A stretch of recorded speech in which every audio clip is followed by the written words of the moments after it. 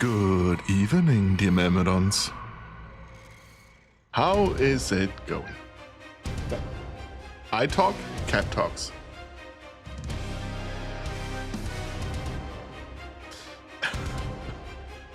As usual, let me just adjust my microphone. Cockhammer! Well, there you go. Good evening. How's it going, Fox?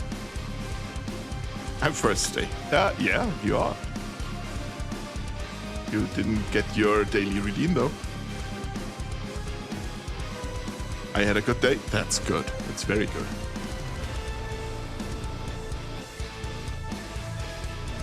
What did you do today? Won't stay too long though, kinda tired. Oh, that's absolutely fine. I am... Thank you for snatching your daily piece of loot. I am aware that this time is very weird for us Europeans to stream. So... I'm kinda used to it. I would love to be able to stream at a more consistent time each week, but that just isn't working with me working shifts. So... kind of stuck with this setup for a while longer. Except, of course, I spent my entire day doing nothing and playing games, but in a good way. That is sometimes the perfect day, honestly. Just booting up a game and playing it.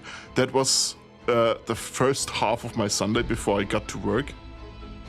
Because Sunday is my shorts editing day and making thumbnails and stuff in the schedule. So. Also, Mare had me reinstall League of Legends, which is a huge loss on my IG. But a big gain on your sodium intake, so careful with that. I hear it is quite salty.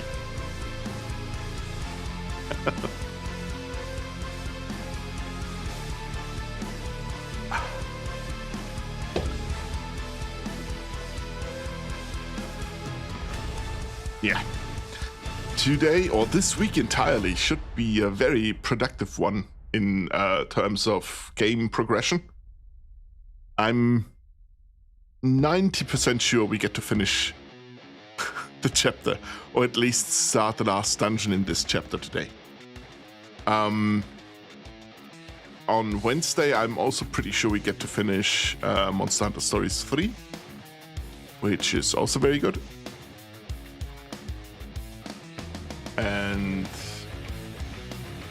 well, Saturday is community stream again.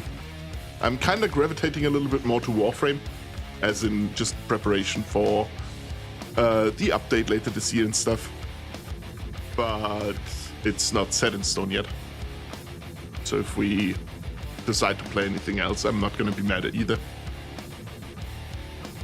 Played a few games with him and Leilas. They both have a terrible mental, and I have to be out here begging them not to surrender. Isn't that just, you know, your thing? Oh, they got one tower. White flag.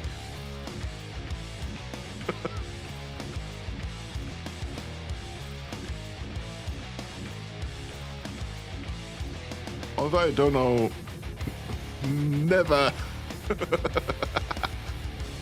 never forfeit. Well, yeah. You are, Minnow.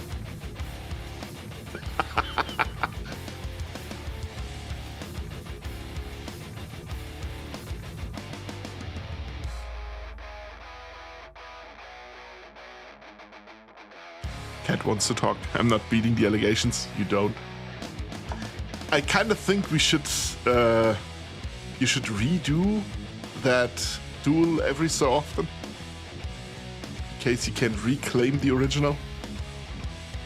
Then Minnow would be the American Fox.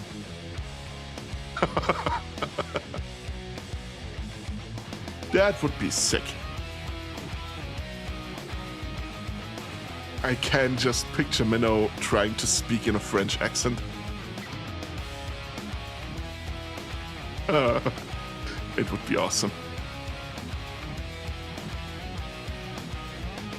Oh, I'm now noticing that there might be a little bit of an issue. No, actually, seems fine. I repositioned the microphone a little bit less up top and more like next to me. But it is now basically standing right where the light shines at me. But tracking seems to still keep up.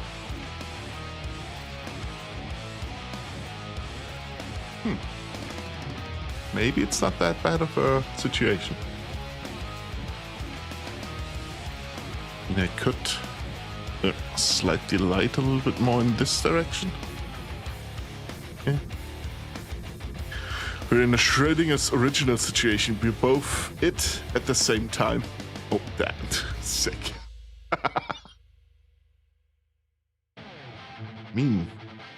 Alternatively, it could just both be... Hey, congratulations. That was sick first try. You could just... Yeah, wait, that would just be the Schrödinger situation, you're right. Be it and not be it at the same time. But yeah, that's exactly what you said. I'm just gonna steal your joke.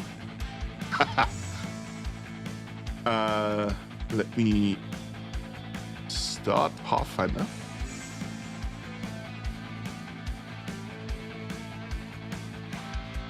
And it was this one, I think. Yeah. No, my joke, you give it back. I'm gonna keep it hostage for a little while longer. I'll give it back to you eventually. I'm just gonna borrow it, okay? Someone comes in here, I can make the joke, especially if it's Minnow. Then you get it back.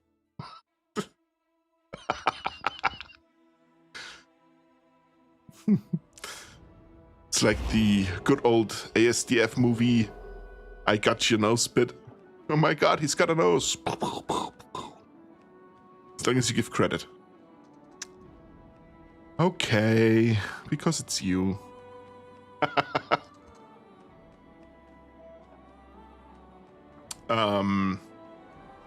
What were we about to do last time? I know we're almost done. No, I still don't know how to trigger that one. That might trigger after the Ivory Sanctum, actually. That is the Ivory Sanctum quest. Price of Knowledge is we can go back to the... what's it called?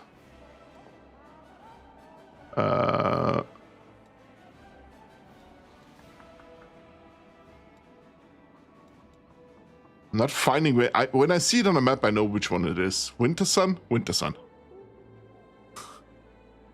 I think you needed to bonk that one guy. Oh, I'm definitely bonking at least one guy today. Maybe more. Till Death Tour's part is the Sunhammer and interrogate the imposter. I have not maximized all the stats yet. That is what we have to do still.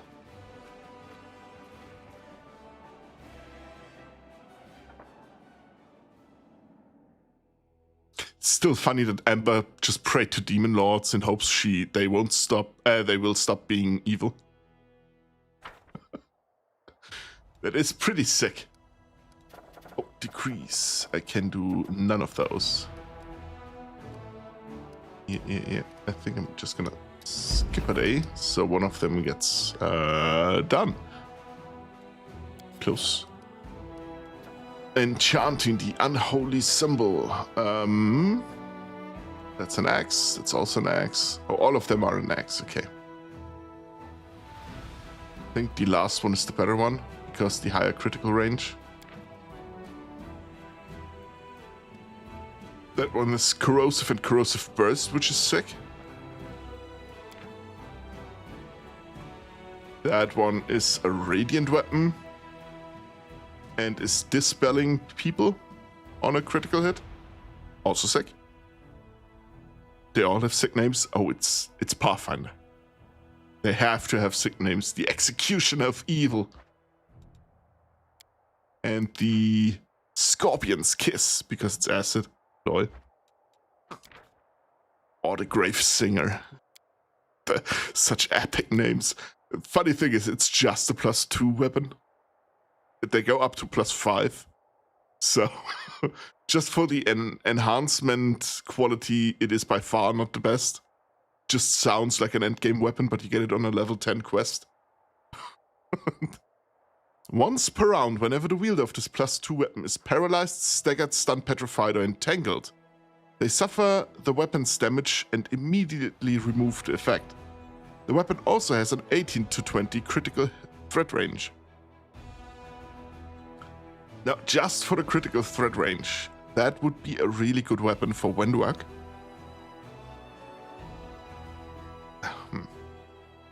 If I give her, there is a mythic ability that transfers all the enhancement bonuses you have on one weapon category to another. So all the critical specializations and stuff, all the bonuses you get from specializing in one weapon group, you can transfer to a second weapon group. And that would give me the opportunity to give her the Grave Singer and whatever weapon else she has.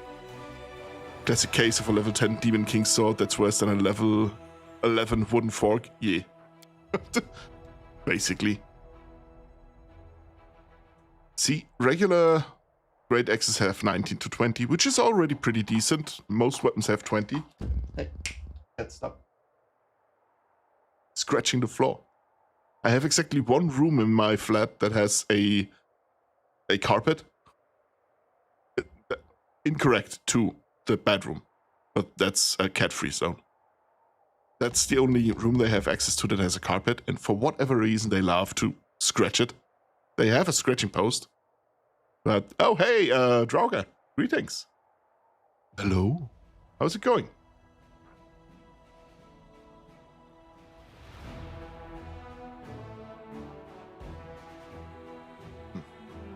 So, on a sheer damage scale, that would actually be the better weapon.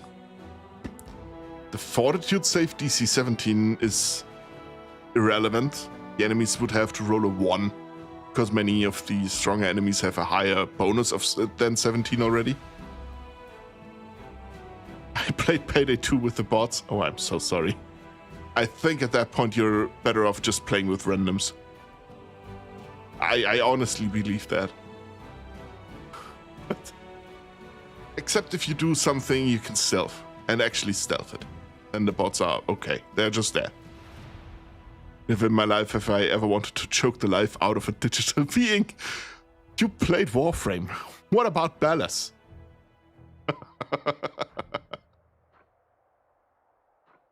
But yeah, bots are second. Right after Ballas. When you are hit by an enemy's attack of opportunity, they must pass a reflex saving throw or suffer acid damage.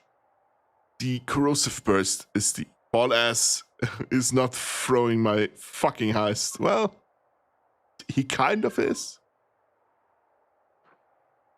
Yeah,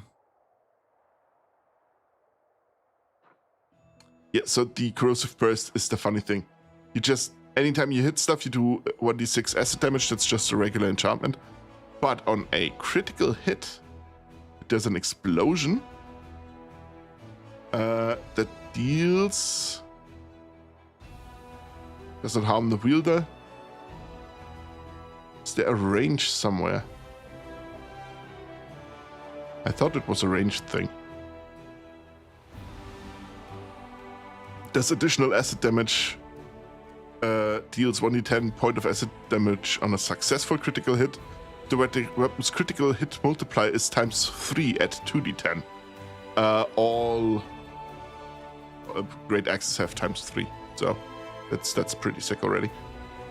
And if it's +4, it's an extra 3d10. I don't know if that is fixed, because I know we can improve the multipliers with skills. I don't know if that one does it. So that one just crits a bit easier, which is good, but it has nothing else.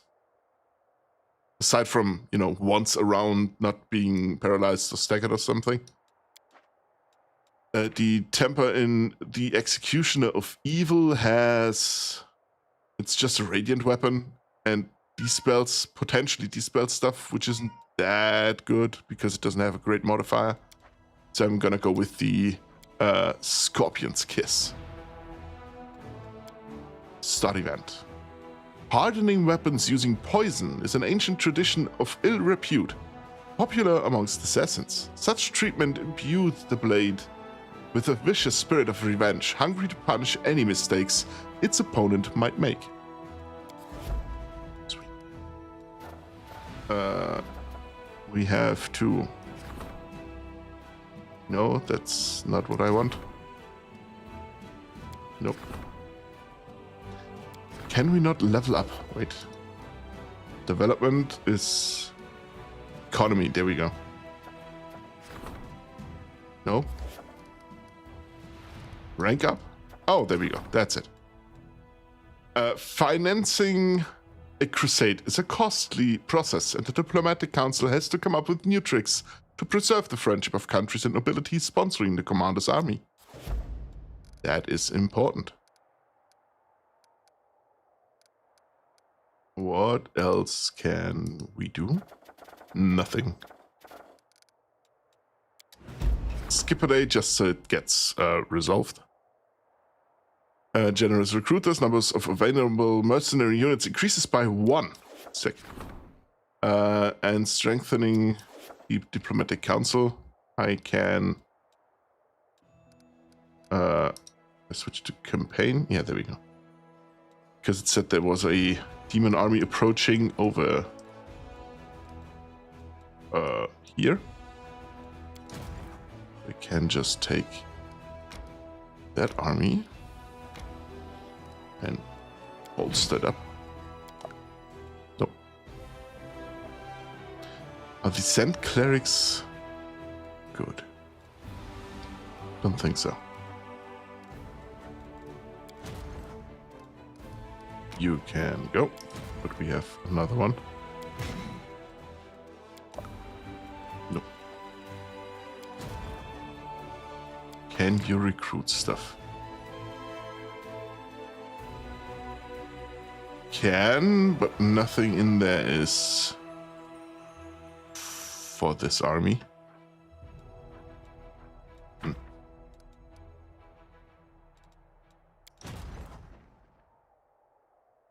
Can I?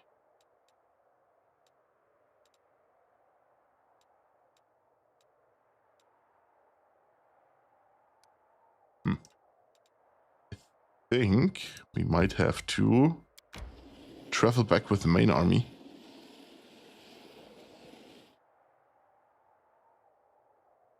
And they should take a little while to get to where they are.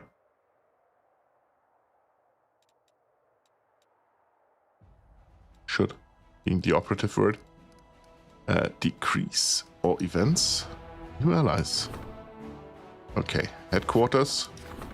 Underground Avengers. Oh, sick.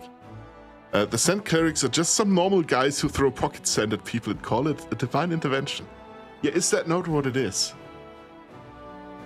You are actually a trickster god at that point. Underground Avengers. A group of mongrels has arrived in Dresden. A group of mongrels that has arrived in Dresden is itching for a fight. Wendork was proud to report on their enthusiasm to the commander and asked that their brethren be deployed along the front ranks of the next battle. If I position them in the front, I get 30 mongrel fighters, which is sick. If I rein them in and position them in the rear, I get 30 mongrel sharpshooters, which I think might be better. I do not have Light of Heaven. Rile up their bloodlust even further. Are recruited and they gain the Wild Feed. Unit has +1 bonus to attack. Sick. Give me fighters, I think. Yeah. The commander's raging battle cry was joined by a roar that broke out of the mongrels' throats. A bloody haze blankets their eyes, and their only desire is to kill. Sick. Okay, please let me just... Blessing of Bastard does what? Gives me energy income. Hedge Knights and Headhunters. Azatas. I think they are pretty good, actually. It has power 7. It is a power... Doesn't even say.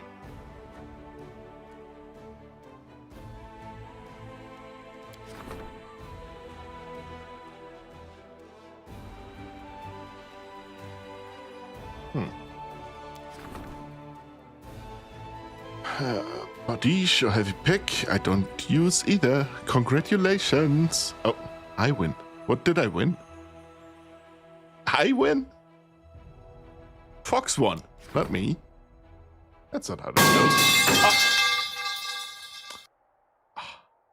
goes. Okay, fair enough.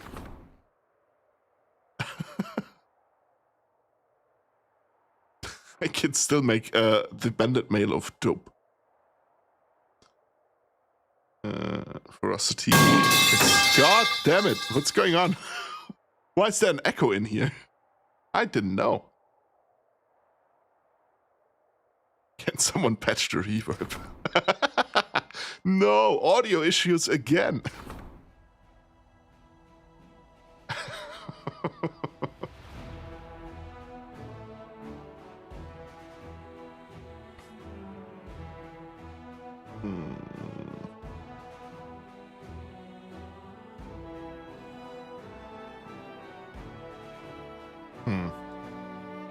Anyways, I gotta go.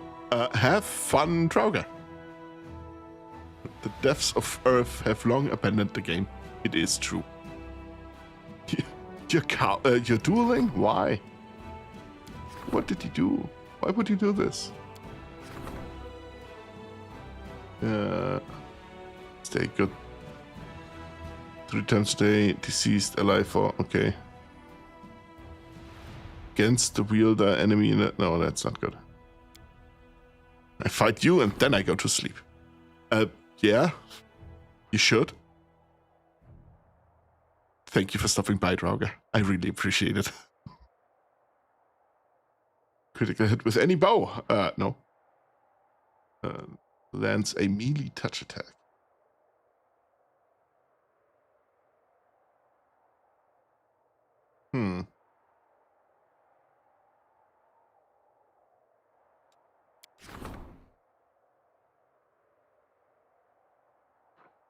I could get more Hell Knights. Just never a bad thing.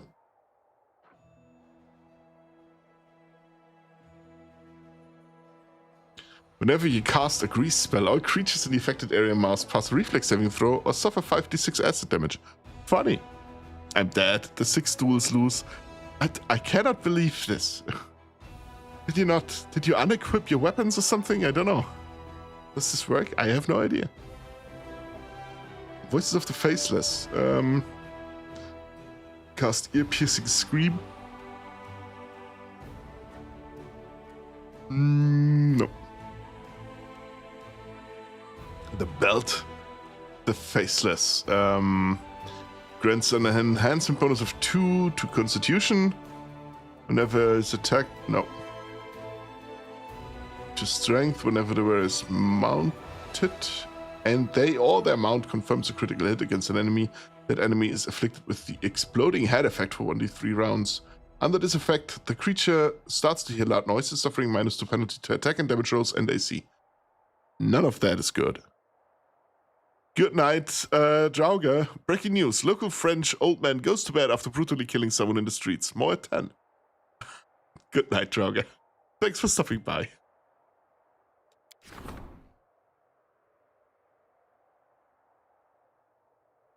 I thought exploding head was something funnier. I did so too for a second. And then I continue reading and thought, oh. You know what? I'm gonna get that. Issue decree. I can do that as well. Issue decree. wanted the head to really explode. Yeah, but I was confused by the line going is affected by exploding head for 3 rounds or 1d3 rounds. I was like, what? Huh? How is your head exploding for 3 rounds?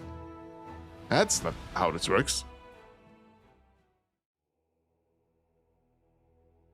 People are playing Pal World the entire time. See it popping up there. Oh! Fox, I'm gonna wait until you're out from the ad break. A very long detonation. Oh wait, you don't get ads, right? I forgot. I'm subbed. Yeah, you're not getting any ads then. Why can I not see the sub badge on my chat window though? It is very weird. I don't see it on Twitch either. The fuck is going on? Probably because you're VIP as well. And founder. Something is not working. I think you could choose to have it shown instead of something else. Have a drink real quick. This is one of my favorite bits from for the Asada. It's great. Mimic. You're approached by a procession of ornate chests flashing predatory grins. Hey, Commander, how are we doing today? They didn't want to let us in to see you at first. We're mimics, a lot of us. And a lot of fun we are, too. We can turn into a chair, and then when an enemy sits on us, we grab him on the rump. Om nom nom. We heard about a new commander from the Crusaders, a cheerful sword with a good head on his shoulders. So we figured we'd join you and be knighted. You know, like the rest of the 3 Crusaders of yours. Early sunset. If I've ever truly been horror-struck over these last 1,000 or so years, I can't recall, but I certainly am now. Why do you want to join the crusade? Why? Everybody's joining, so we figured we'd join too. I mean, if you can turn wood into knights and kids into knights, then why not us, huh? Gobbling up demons and cultists might even be more fun. We could transform into an altar of Baphomet, wait for a cultist to come up close and start preaching, and then om nom nom. Recruiting them is the only good answer. They seem like perfectly respectable fellows.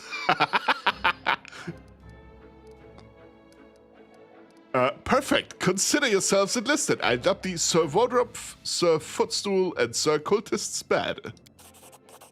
Now we're talking. Look, we're Crusaders now, my lads. Demons had better be aware. We have Mimic Crusaders. We had End Crusaders already. Now we have Mimic Crusaders. Just imagine it. You see someone coming with an army of Ents and Mimics, halflings riding on dogs.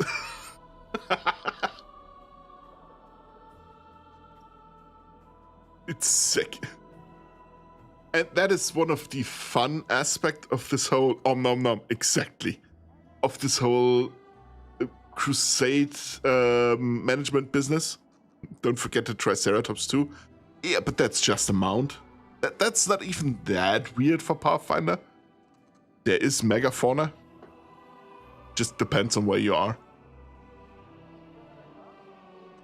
Where is the world wound actually? Not even sure. Could be that there is no actual jungle with dinosaurs close by usually. But hey, you can always get someone shipped to you. But yeah, an army riding on Triceratops would also be sick. But it could also be Tyrannosaurus Rex. That is also a pet that exists. Not in the game, unfortunately. You have 4 actual dinosaurs, the Triceratops and I think a raptor. But the raptor doesn't grow large enough to ride for a normal-sized character. You need to be small to ride it. But you have other megafauna. You have a mammoth. You have the saber-toothed cat that we have. Lady Konomi. Commander, the capital needs you to take decisive action. There has been a major scandal. The nation of Andoran, our diplomatic partner, has sent its army to help the crusade. However, this apparently generous gesture is nothing more than political provocation. Andoran is a nation of the people governed by the principles of common rule, which grant every citizen a voice. Andoran holds the reign of its own destiny in the strong hands of its people. It considers itself the birthplace of freedom. I once played a D&D character who came from an island with dinosaurs. His childhood pet was the Sakusuchu's name, Tsar Kosuchus. That's great. I love nicknames like that. It's great. I'm playing a Tengu rogue who's named Crow. But in case you've watched the series Ruby, there's a character called Crow in there who can turn into a crow. But he writes his name with a Q at the beginning. So it would still read as Crow, but it's not written like C-R-O-W. And I love those games. I love names like that. They are sick. Continue. The Endorans want to prevent the emerging rapprochement between Mendev and Sheliax, of which I have previously informed you. They've deliberately sent their army to our territory without seeking Nerosian's approval. If Mendev accepts this help, it will cool our relations with Isger and the suzerain Sheliax. The Royal Council Common, that is to say experts... Oh, yeah, wait. The Royal Council Command, that is to say, expects you to reject Andoran aid. Direct them toward Her Majesty's court. They are welcome to negotiate with the capital. Damn, playing a Tengu is kind of badass. Pathfinder Tengus are just bird people, basically. They usually don't have wings except if you take a specific ancestry that gives you wings. Instead of, I think a lightning spell instead of something else. Like you could have one with a sharper beak that does more damage and stuff like that. I chose the one with wings. Social. Unfortunately, we can't disregard the decision made by Her Majesty and her council. Social pauses, then gives you a sly smile. But those Andorans didn't come here empty-handed. They brought weapons and supplies. Let them share those with us, since Nerosian forbids them from joining our army. Oh, I see. Yeah. There are the traditional Tengu as well. Well, technically, you can play that Tengu like the traditional Tengu. You can have a feather fan created by your own feathers. Congratulations on winning yet again.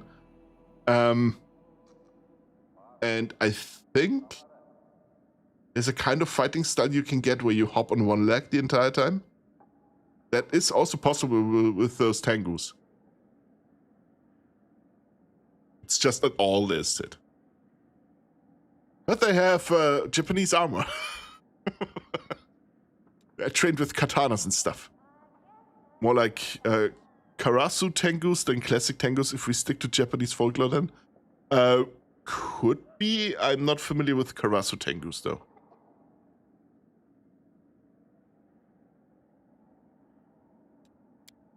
Darren regards Lady Konomi with faint disapproval. Come now, Lady Konomi, all this suspicion. I'm sure that the Andorans are driven by nothing more than benevolence and concern for our collective future. We simply must accept them like dear friends. They're the Crow Tengus. Oh yeah, then yes. Exactly that. They are not spirits wearing masks like the traditional Tengus, but they are actual bird people. I don't know if they're specifically crows all the time. Mine happens to be a crow. But they are at least all bird people. Volchev. If the whole deal is about them being endurance. They should just stop being them. Take down the banners, call themselves mercenaries, problem solved. Goddamn, Molchiv actually makes sense. What's the gist of this political conflict? Tengu is basically any yokai that is a protector of the forest. Okay, I didn't know. I thought specifically it's the guys with the weird masks. But okay. I stand corrected. To be fair, Japan has a whole lot of spirits. Like, generally we in Europe have a bunch of folklore and stuff and mythical creatures, but Japan just blasts it out of the water.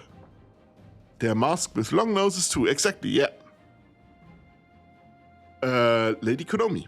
Iske is a protectorate of Sheliaks, and Endoran and Sheliaks have a long history of feuds.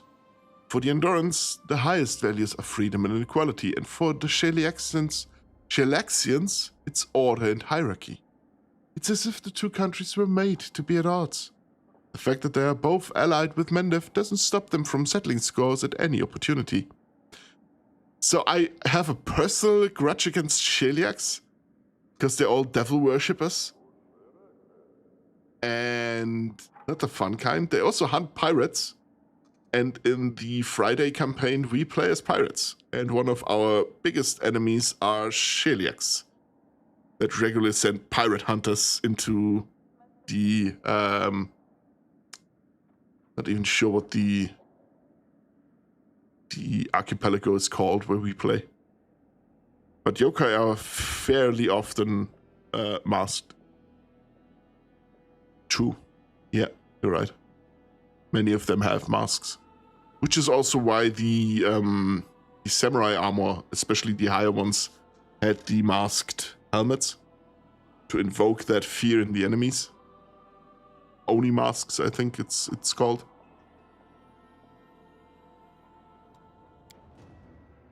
They knew what they were doing. For the time being, Neurosian considers it more advantageous to cooperate with Agorian, the capital of Sheliaks. No one is cutting ties with Endoran, no. It's just that the relations have cooled somewhat. It's a common occurrence in the politics of major powers. No, wait, I'm wrong. The yokai aren't masked, but lots of masks are made of yokai. Okay. Well, damn. That is why Neurosian insists on you inviting Isker, Sheliax's protectorate. When you accepted their forces, the Endurance resorted to provocation. Either Neurosian receives their help, incurring Angorian's discontent, or it risks a diplomatic row. The Royal Council chose the row.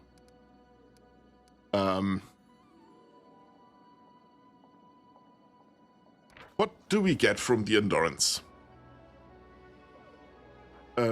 Footmen, champions, shield bearers, spearmen, houndmasters, convicts, and conscripts. Houndmasters is the one I have. Gain the Endurant equipment, plus 3 bonus to maximum HP, which isn't very good. Darren says accepted. Hedge Knights are recruited. Paladins, Cuirassiers, Wolf Riders, Hedge Knights, Riders at Light Cavalry gain the excellent horses feat. Plus 2 bonus to AC, that's sick. Volchev says, just, you know, don't call yourselves Endurance. We get Hedge Knights as well. And we get all mercenary units gain the Attracted by Fame feat. Plus 1 AC and all saving throws. God damn it, that's good. And Lady Konomi gives us 10 Cuirassiers, 30 Champions, 30 Marksmen. Crusade morale increases by 20. The 30 Marksmen are good. Not gonna lie, but... gives Paladins and Hedge Knights, which we use. Do we use Hedge Knights? I think we do. Plus 3 AC.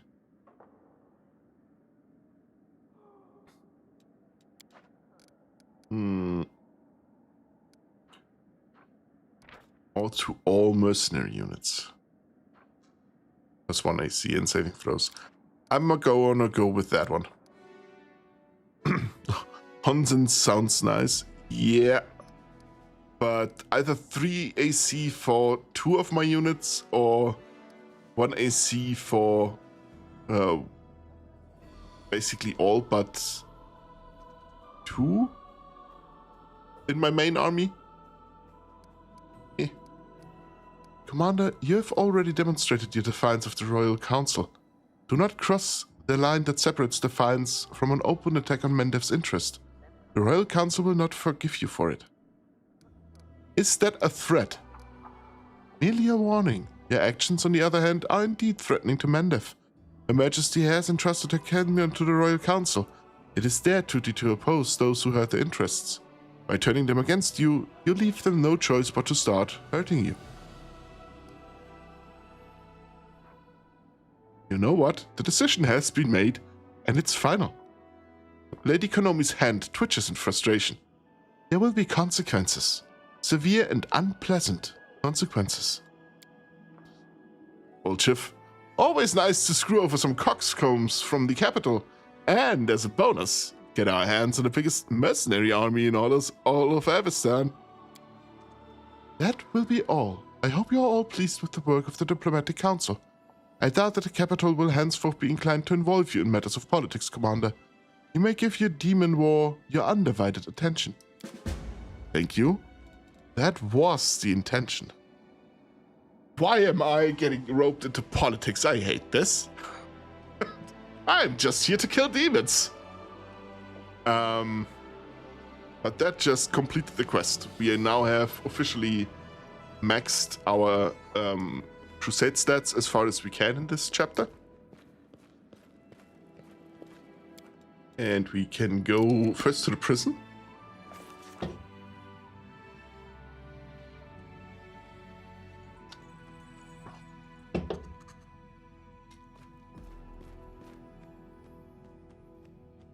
Can we talk with Nura again? Come to Gloat. I need information.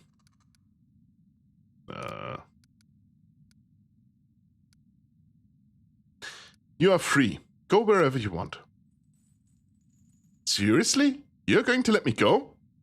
You know, I'm not just going to walk away quietly. I'm going to keep seeking revenge until my dying breath. Do I look like I know what a politic is? Good point. Set her free. I'm serious. Now get out. Well, farewell. Maybe we'll meet again. I'm almost certain. Because there is a way to recruit her, but I don't think it is the right mythic path I've chosen for this. Socia. You've never seen Socia like this. The usually calm, friendly cleric of the Goddess of Beauty is furious. He is shaking the imposter, holding him by the collar with both hands. Who are you? What do you know about my brother? Speak! Speak, you scum! A brother, huh? The imposter cringes. Yeah, you do look like him. Come on, holy man. Give me a dozen lashes. The blood drains from Social's face. His fingers unclench and he recoils away from the bar. Social, what is wrong with you? Priest shakes his head. It's like a bad dream or an evil fae joke. Please, help me make sense of this before I lose my mind. How are you connected to the Hell Knights? What's my connection? I serve them. Well, I used to. I was a soldier in the Order of the Nail. Extirpators. Extirpators? Extirpators. There we go. God damn it. Extirpators chapter. Damn them all. Then I ran away from them. I wasn't cut out to serve like that. I wasn't a knight, not even a squire, just infantry. I got sick of getting my back whipped, so I had an idea. I hit the armor at night, and when I got the chance, I ran. Tell me about the extirpators. What's there to talk about? They're scum just like the rest of the black-clad brutes. What was our captain thinking when he got us hired by them? Maybe he hoped they'd knight him, or maybe he just wanted money. They have deep pockets. The Order of the Nail, Extirpators chapter. They mostly hunt monsters. You know, dragons, other beasts, study them, stuff them. They didn't tell me what they were doing in the World Wound. Maybe they decided to hunt some distorted beasts who grew tentacles and horns because of their demonic scourge. They, turned into freaks. They do pay well, but they make you work for every coin. If you do anything they don't like, they beat you with a stick or a whip. They don't pity people at all, even their own, not to mention us. In the year I served them, the unit shrank by half. So I ran away. I wanted to live too much. How do you know the name Trevor Vanek? I was his valet for a year. Polished his black armor, tightened his straps. I was a drudge, all in all. He's evil, that Trevor. A devil of a man. He had me punished so many times. A whip for every slip. That's what he'd always say. A whip for every slip. You're lying. You're lying, scum. I'll show you. Yeah, you're his brother, all right. He even used to bare his teeth like you do. You scum, he'd say. If your ears don't work, let's see if your back gets the message. That's not true. Biting his lips, Social takes a step back. It can't be. Who are you, really? The name's Graham. Abaddon knows my last name. He's gotten it all written down, but it's above our rank to know our lineage. The man's lip curls in disdain. Where were you? Where were you going when Nevia caught you? Wouldn't you like to know? I thought I'd go to Mendev, sell the armor, use the money to keep going. Didn't matter where. Maybe to the River Kingdoms. Maybe to Varisia. I don't care, just as long as it's away from demons and demon fighters. Where is Trevor now? With the other Hell Knights of the Pike? I hope they whipped him good for losing his armor. What, cleric, haven't seen your brother for a long time? Give me the map. I'll show you where their camp was when I escaped. They probably haven't gone far. Social turns to you. His teeth are clenched, his hands shaking. I don't want to believe that Trevor became a Hell Knight. Please, we need to go there and find out ourselves. Let's go, Social. He's not going anywhere. Sure, go on. Good luck. Good luck getting there.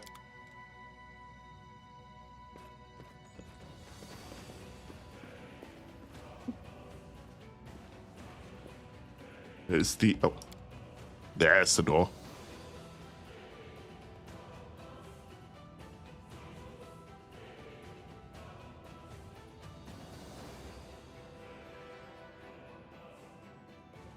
Five-minute loading time. Oh, hey, Nemban. Thank you very much for snagging your daily piece of loot. How is it going? On this fine evening. Oh. Yeah. Sunhammer store, I don't know. Can't remember.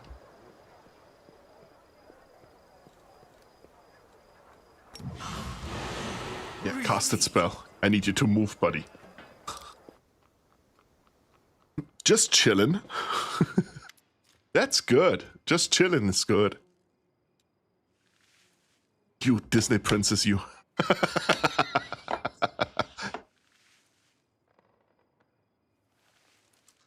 Hey, congratulations, Fox. You're getting really good at this. Derek Sunhammer. That little bird was so cool. If only you had a picture of it. If only. Derek Sunhammer. Do my eyes deceive me? The victorious Knight Commander himself has paid a visit to my shop. Such an honor, such an honor. A dignified dwarf in a luxurious, beautifully adorned garments bows to you before turning to Sela. You are most welcome as well, Aeomedis faithful. It is a pleasure to see so many brave crusaders within these walls. I'm Derek Sunhammer, the jeweler. This shop is one of many that I own. Sealer? Ah, Master Derek himself. I heard the only place one is likely to bump into you is at a royal reception. Sunhammer? Not at all. My wares are expensive, not least because I have to buy costly metals and gems and also pay for the security of shops and workshops throughout Mendev and beyond its borders. My prices limit the circle of my clientele, but that doesn't mean I myself shun all those not in possession of a noble title. Master Derek gives you a warm smile. I must say again, I'm very glad to see you here. Why did you decide to open a shop on the front lines of the war? There are two sides to me, if I can put it that way. I'm both a merchant and an artist. For the artist in me, the crusade is a limitless source of inspiration. In recent years, I've crafted very few delicate items, plant and flower patterns, you know.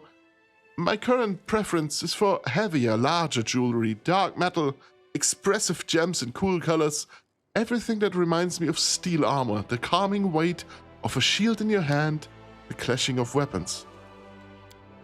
But the merchant in me sees something else in Dresden, a risky but potentially fruitful new market. If you succeed in your noble cause and defeat, or at least push back the demons, the city will thrive. And whoever is first to make a splash here will reap the rewards. Those are my motives, inspiration and greed in equal measure. Master Derek makes a helpless gesture.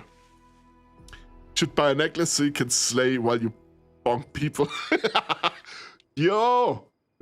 Maybe he has good stuff. I haven't checked his stuff, I think.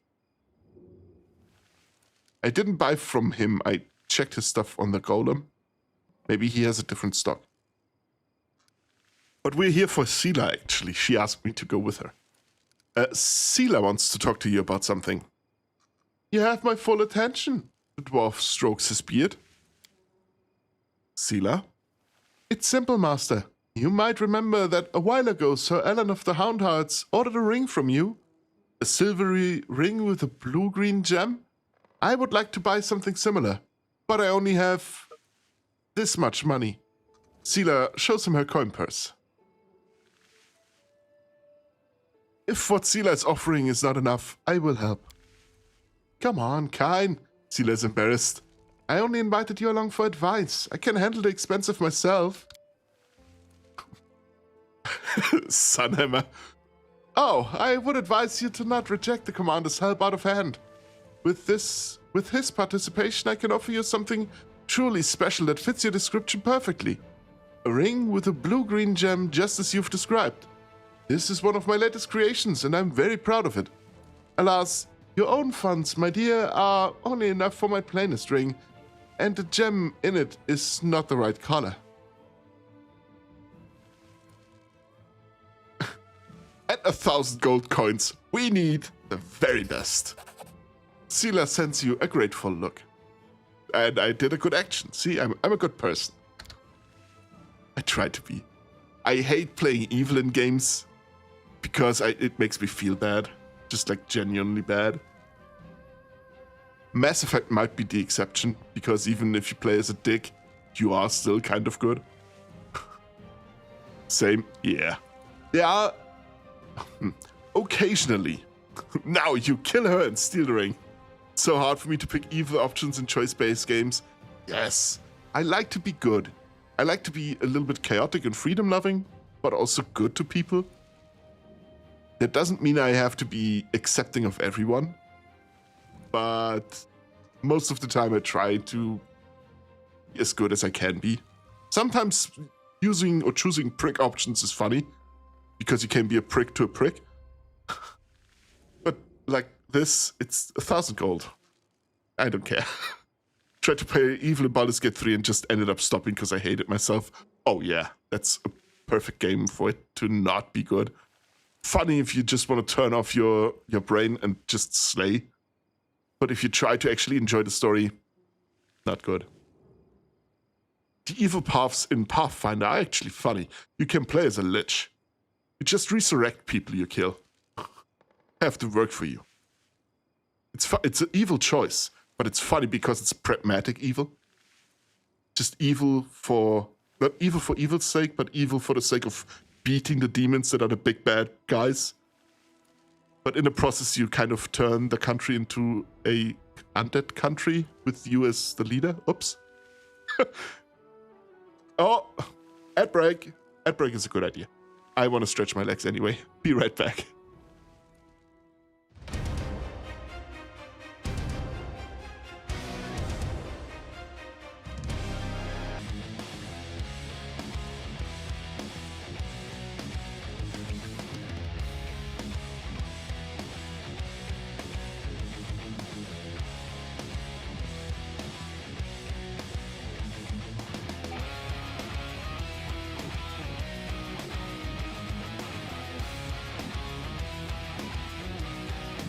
And I'm back. Cat wanted to be petted. There we go. Yeah, but back to the conversation. Always gotta pet the cat. I have to. He was very talkative earlier. Now he just fucked off to another corner. There are actually decently good evil playthroughs in the Pathfinder games. Cat overstream always. It's illegal not to. Oh yeah, it is. But like I said, he just is chilling in another room now. He wanted a scratch, and that's it. There's also pretty mediocre ones. You can play as a swarm that walks, which is literally just a sort of... I don't think a swarm that walks is a demon. It's an outsider, so something more eldritch than a demon. And it is literally just that. You turn yourself into an entire swarm of insects, and you eat basically half your companions. They all leave you as well, but you get a copy of yourself as a teammate then. But it's the most evil playthrough, because everything you do is just eat everything. You basically turn yourself into the Tyranids. Meow. Now he's here again. He hears me talking to you and wants to join. Meow meow.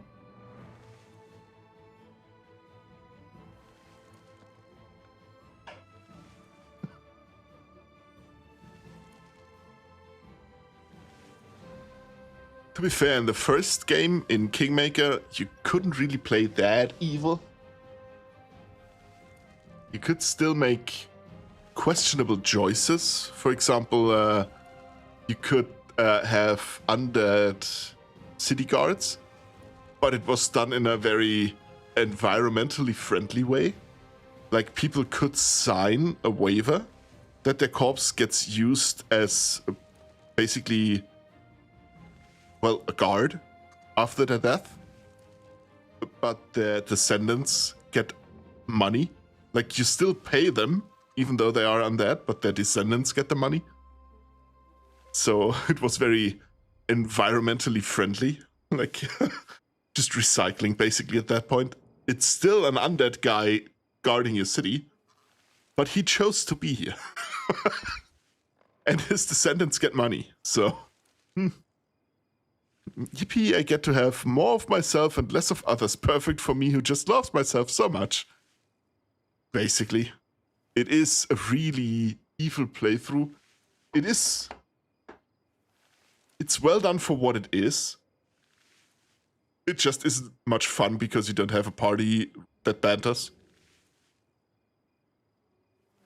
I don't know if you were present, Fox, when we, early in the campaign, defeated the Vescavor Queen. Big fucking insect in a gorge. I think Leper's Smile. That is basically where we would have started that playthrough. It's probably OneNote. Don't think I was here. It has been quite a while. I've played this game for almost the entire time I was streaming. Like, I probably started a month in. And it's now July, so somewhere in January I started playing the game. At least once a week. For a couple of hours. It's a really fucking long game. I'm gonna look at the playtime. I got here in April, so it could be. Yeah, then definitely not. It's earlier than that. This act is the biggest act you have. It's why it's taking me so long to finish it. Meow meow.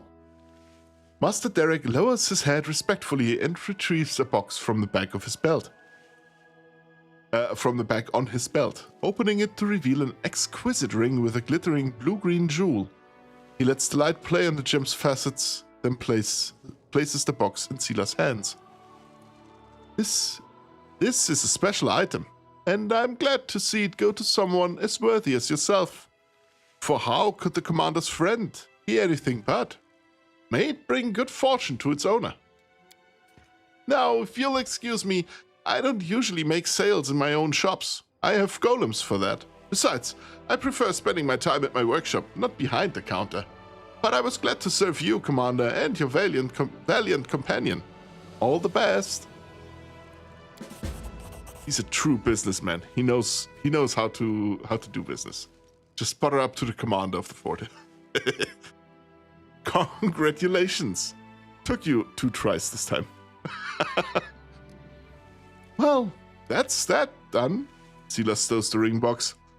Come with me to the barracks to give the ring to Elin, will you? After that, we can go to the tavern and have a few drinks. Are you happy with what you bought? Well, yes. Truth is, I just needed a reason to talk to him and show that I want us to patch things up. I'm not great at this friendship stuff, but I'm trying. Friendship stuff, but I'm trying. Let's go. Meet Elin near the barracks. That I can do. Why is there a black screen? Oh, because it's loading. My only dealings with jewelry were back when I used to steal it. Oh. Dresden is a nice little town, and since we got here, it's really transformed. Looks better than ever. I don't care what anybody says. I like life in a crusade. So many different people and everyone is... Okay, it's going too fast. I cannot read it.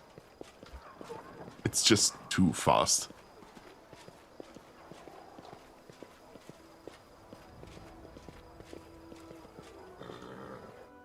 Which is weird. Sometimes they have it that you can or have to click to advance the dialogue that's popping up. Sometimes it just scrolls by like this. Elin of the Hound Hearts. Sila, Knight Commander. Elin seems a little discomforted. Good to see you. Not this again. Well, to avoid a drawn-out conversation, I'll just get to the point. I got your gift. It's, well, a ring. To replace the one curls, though. Oh, Sila. Thank you so much, but you shouldn't have. I've already apologized to you for how I behaved back at the camp, and I'll say it again. I don't blame you for anything. We fought shoulder to shoulder here in Dresden. Can't we just let bygones be bygones? Sure we can, but take the present. Your wedding is right around the corner. Sila puts the ring in the knight's hands. Do you still distrust me and the power I've been granted, Elin? The knight endures your look and answers smoothly. Yes, Commander, I still have my doubts. I'm just a warrior. I have faith in the God's will, but I'm used to relying on things I can't understand, things I know. An honest sword, a prayer passed down through the generations. Don't take it as a sign of disrespect. It would be more disrespectful to lie to your face. Did you know we found Jenna? After she ran off, she was taken prisoner by the demons. So I heard, and I'm not surprised. She didn't just let us down, she let herself down too. By the way, when is the long-awaited wedding? Very soon. That's what I wanted to talk to you about. It would be a tremendous honor if you would come to my wedding. We are going to hold it not far from the walls of Dresden, to the east, towards the river. Sila's already been invited. Now I'm asking you. You showed so much kindness to me when you helped me look for that ill-fated ring. I simply must repay you somehow. Besides, Kiana would simply love to meet you, and I can't deny her anything. This is great! Say you'll go, kind. We'll have so much fun. Aren't you worried about holding the wedding outside the city walls? We chose a place that is still within range of the holy power of the Sword of Valor. My fellow Houndhearts will be there, and Kiana and her friends know how to handle themselves. Of course, the location is not entirely risk-free. Nowhere in the world won't is. But it's as protected as it can be. And the territory has been much calmer since your victory. Yep, I'll be there. Thank you, Commander. And you, Sealer, for the gift. So long, my friend. Sealer turns to you. Thank you for coming for a walk with me. It's nice to take a breather between fights sometimes. I hope we have a good time at the wedding. All these battles and divine powers, we need to make sure we don't lose touch with ordinary life. Nice. One more quest done. We now have to, that's the Ivory Sanctum. Price of Knowledge. Visit the wedding. Oh, we have to do that in this chapter as well. And the Imposter. Okay. Well, got them. Outside? Outside. Also outside.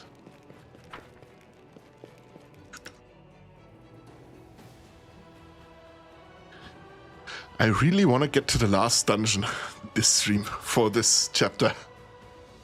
But there's so much stuff. I love side quests. I love being a completionist, at least in regards to quests, especially if they are as easily marked as this one is. Hang on.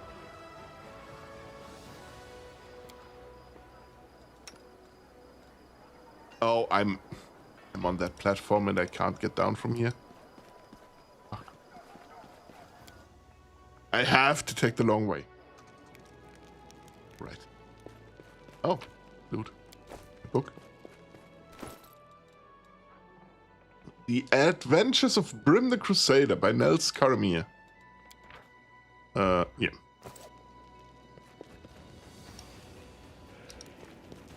we go. Actually, do I have much stuff to sell? Let me double check that before I go. Think we sold much of what we had already?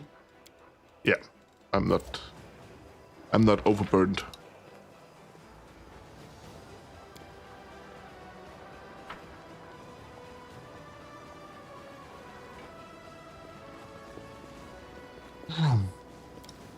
Area exit. Do we have everything? Yeah.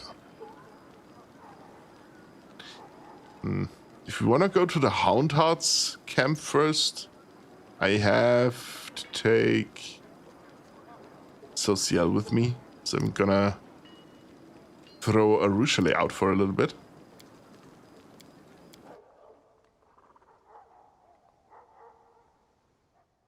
Because I don't want to replace my one buffer or two of my nukers. So.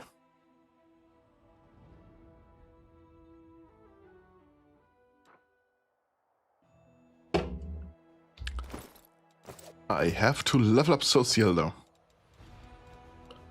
Hot damn. He's gonna have a shitty build. It's just how it is. Do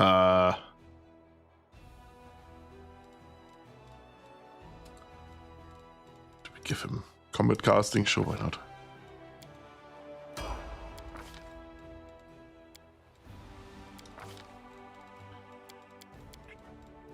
Oh, actually, I do have a setup specifically for that, so I'm not too much in the way. It's more in the center. As many of the pop-ups are either on the top of the center or on the side. And I would be in the way.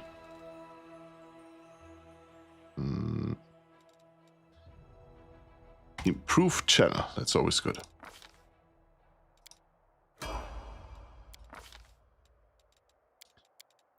Yep, take all of these. All of these.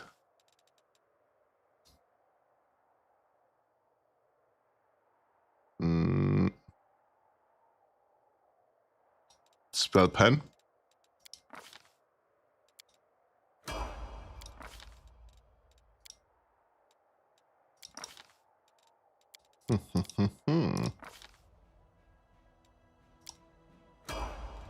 God damn it. Which level are we?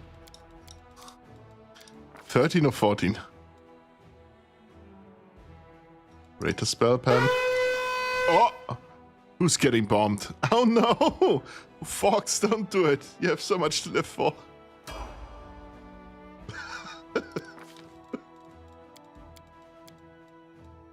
You saw the opportunity to take me with you and you took it. I can respect that. Ah, sweet. Now just mythic levels as well.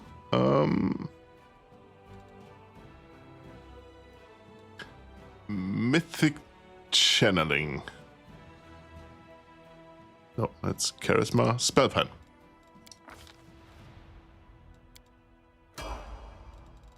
And then we have enduring spells are good. But I think I'm gonna go with, where are they? Not the enduring spells, but the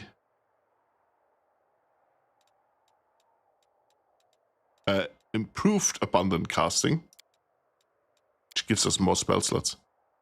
Oh, think I might go sleep now, else I'm gonna pass out on my keyboard. Oh yeah, that's not good.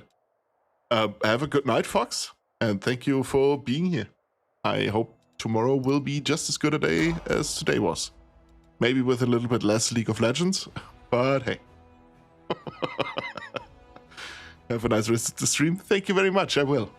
I'm enjoying myself. I like this game.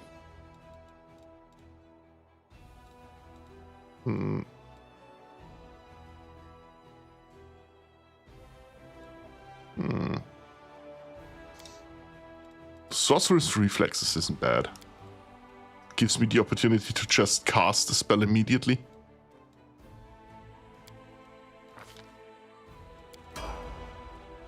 Here's hoping. Hoping for less League of Legends or just as good a day as today was. He's fine. That's the wedding and I need Sela for this. The Houndheart camp is what I... not the Houndheart camp. The Exterpitous camp is what I'm looking for. Oh, over there. Okay. Is there a teleport thingy in there already? Ah, there is a teleport circle in there. Yes. Means I can teleport to it. Who would have known, right?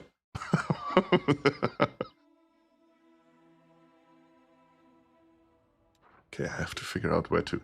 I built a little rolling cabinet to set my PC on. And it's just standing in the way at the moment, at the foot of my desk. So every time I try to stretch my legs, I bump against that rolling cabinet.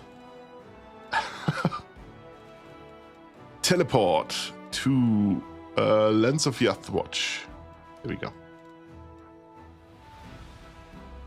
You've never been to this location. I think Heart of Mystery, I have to do the other stuff first. And it's not important right now.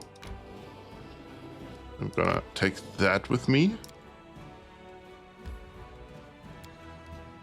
Go on. That would be a little... I failed to sneak past the enemies. Oh no. Yeah, but I built that little cabinet because since I have a capture card now, I can do a dual PC streaming setup. Oh, there's the enemy. I just didn't see him. Why? I think I could just cast a spell on the guy. Oh, I can buff my entire team.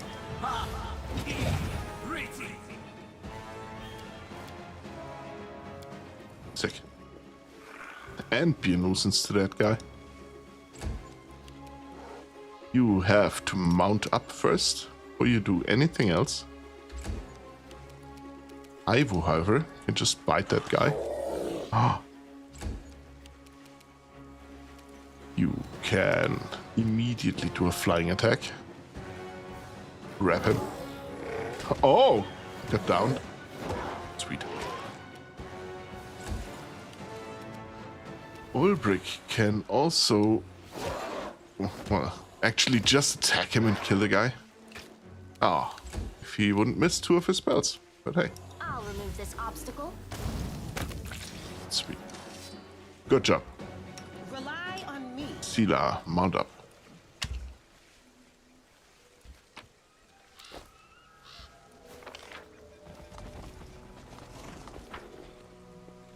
And just cast my spells.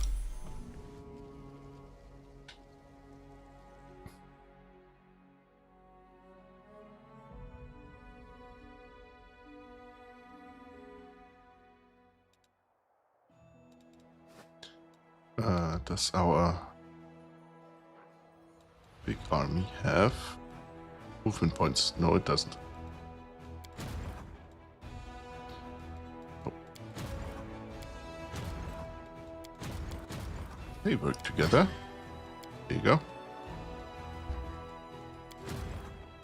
And that one, I don't think. No. I just shoo you down there. Wait.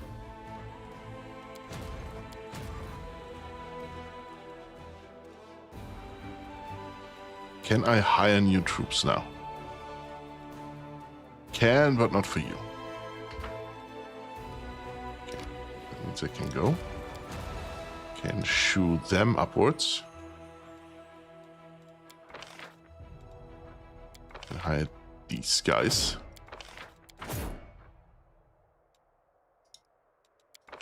Can also recruit these, but they are for the other army. Yeah, that doesn't work.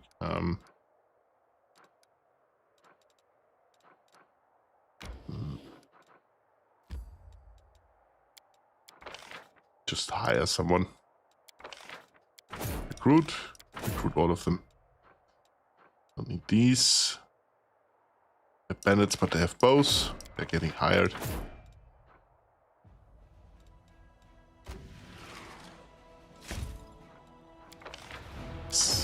All of these paladins, very funny.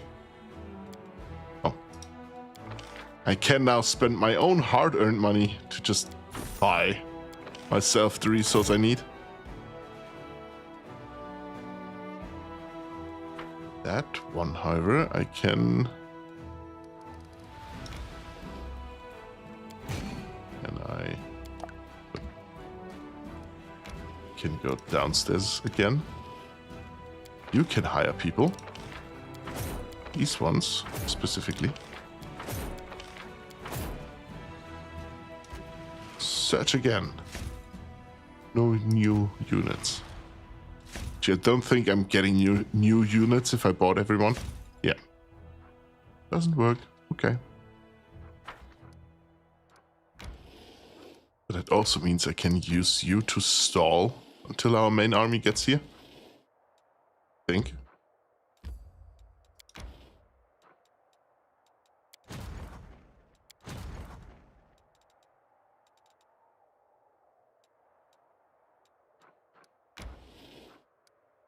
Can just send you down here.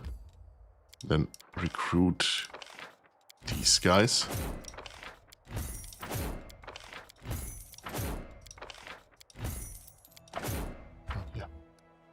I have to move you first.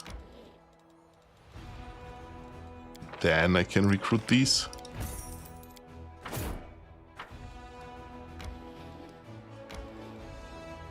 And the main army has to go here. While I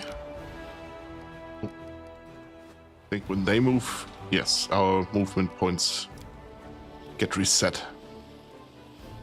Here you go.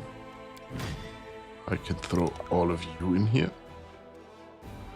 Oh, not all. Okay, got it.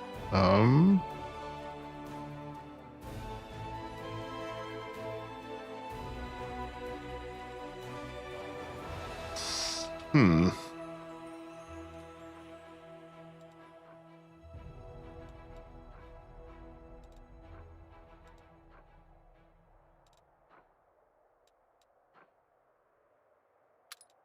I think switching these two isn't a bad idea for now. I don't know why I don't have paladins in this army.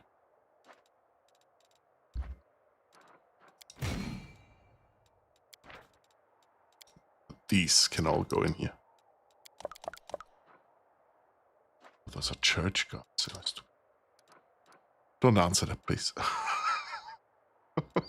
I feel bad already. These ones have stuff for my army, however. There you go. And then we have church gods who can go in here.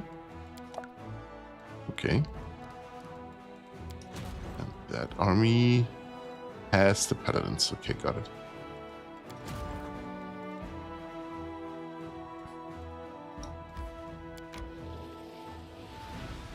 Good.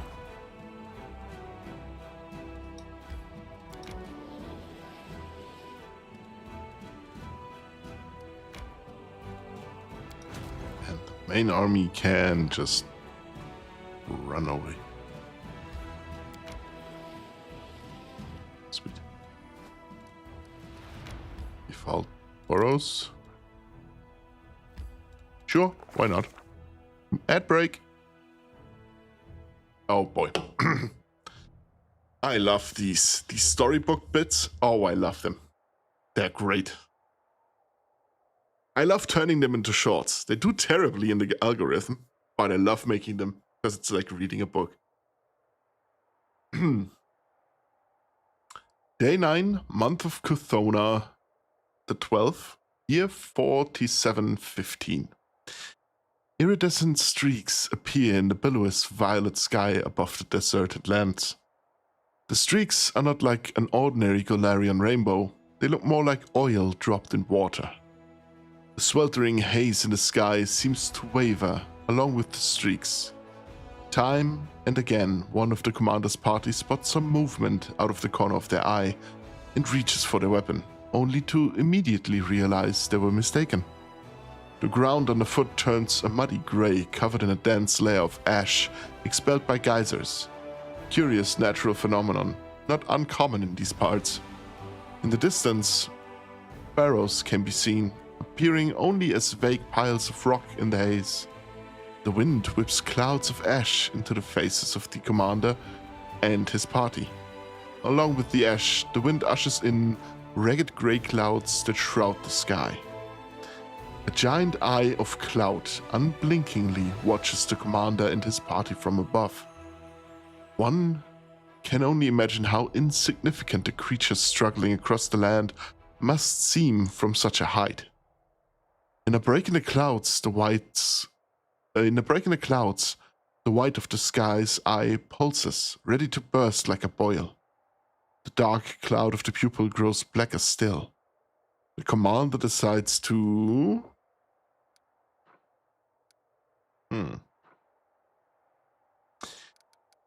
Try to recall any previous mention of such a phenomenon. And succeeded. Nenio recalls conversations with seasoned crusaders. If a giant eye appears in the sky, you must run and not look back. According to witnesses, what follows such an omen is so horrific that it can rob a newcomer to the world wound of their sanity. Study the shape of the clouds more closely. Kine observes that in this wind, the ordinary storm clouds cannot coalesce into clear shapes. The air throbs with peril. This is no mere storm. What's brewing is something brought by the abyss, and possibly only in the wound. Make for the burrows, the only cover in the middle of the wastes. And I need mobility. Living creatures can be beaten, but one cannot conquer a force of nature. The commander decides to run for cover. The party manages to reach the barrows before the storm swells to its full force. Something suddenly drops from the sky, landing with a splat at the commander's feet, like an overripe fruit. It is white, about the size of a chestnut. It has a dark center, and the longer the commander stares at it, the more it seems like something is staring back. The fruit looks disturbingly like an eyeball. The whirlwind of ash stops the party from looking up to see what is happening in the sky. Perhaps a carrion bird was transporting its already rotting prize home. At least, that's what all the companions are hoping, as they cluster around the milky white eyeball. A second eyeball lands nearby with an unpleasant squelch, leaving only a bloody splash on the ash-covered ground. 2 eyeballs cannot be a coincidence. The looming rocky ledges, which give the burrow the appearance of a hill, look like they could come crashing down on the party's head at any moment. However, they do offer protection from the storm. The horrific hail misses the party almost entirely, and eyeballs land around them in a wet cacophony. The land around the burrows looks more like a dumping ground than a burial ground. The storms have bleached skulls and bones, rusted armor and dented swords. This is a familiar sight. More surprising are the arms and legs of golems scattered around the waste, the once snarling faces of animals that now lack all the resemblance to their living brethren. Things that look like horse carcasses, but with broken mechanical legs. Everything is brown with rust and long forgotten. A battle was fought here once. Through the veil of ash, the party struggles to find the entrance to the barrow.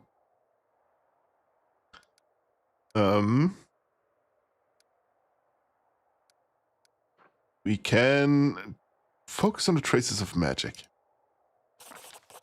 Nenio senses the traces of generations upon generations of Sarkorians performing rituals between and inside the burial mounds to grant their ancestors peaceful slumber. The magical signature on air. Oh, hey Lord Zero, thank you for resubscribing. Hell yes. Thank you very much. How's it going, buddy? How was your day? The magical signature unerringly leads her to the entrance. An ash-darkened piece. An ash-darkened piece of the casing that covers it crumples under the slightest pressure. Doing good so far, how are you? I'm doing splendidly. I love these little reading sections.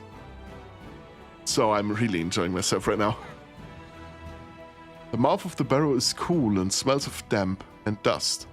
More of the ash lies underfoot, pressed into a glossy, slippery crust. It is clear that the burrow has been constructed above a cave system. The deliberately carved out corridors stretching off into the burrows leave room for natural passageways. The wind wailing through the stalactites in the dark carries a strange sound similar to a desperate human cry. Help me. Help me. The party strains to hear and decides to... It's good to hear, and I will always use my prime here. Thank you very much for that. You have only one prime to give, and you give it here. Thank you. I really appreciate it. Law Nature. Find out who the voice belongs to.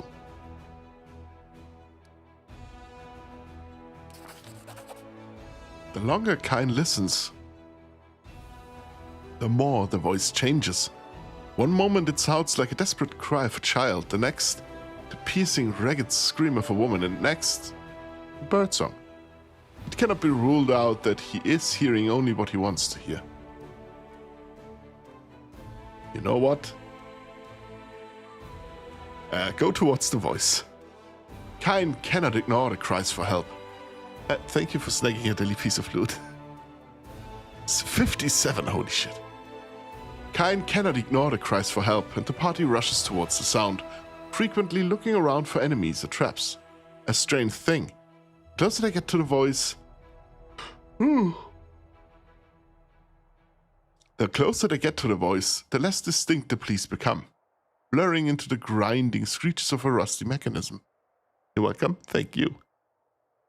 The only passage leading further into the burrows finish in a dead end. Oh no. The only passage leading further into the burrow finishes in a dead end. A spacious cave, its walls decorated in fresco that have almost entirely faded over time. Before the companions have a chance to decide whether to look for a door or turn back, the cave floor, which seemed solid with well-trodden ash, vibrates and begins to ripple like water. One after another, the commander's companions are sucked into the thick ashy mass like they have stepped into quicksand. Sounds like someone is getting sleepy. It is midnight for me, so kind of. I think I just need a coffee soon. And a 55 stream streak. Whoa!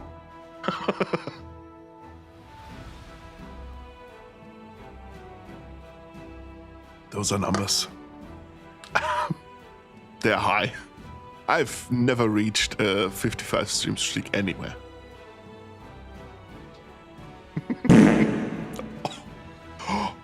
Hopefully this will wake you up. It did.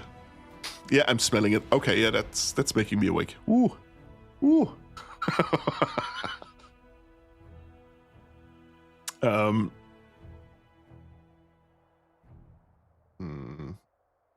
party needs to assess the situation, I think. The party understands that panicking is pointless.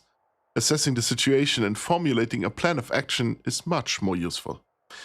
When they stop struggling, they notice that the quick ash seems to loosen its grip in turn. Below, they can hear strange noises like grinding metal. Could there be a mechanism drawing the quicksand downward? The exit from the cave is still too high up, and now the party have only one route out. Down. I'm gonna try to grab hold of projections on the wall. The party notices fissures in the nearest wall and tries to grab onto the cracks to climb out. The commander's companions hang suspended above the quagmire for a time, but they cannot move any further. There are no other ledges on the walls to grab onto. Even the strongest party members begin to lose their grip and gradually slide back down. Can I make a run for the exit? My highest stream streak is 150.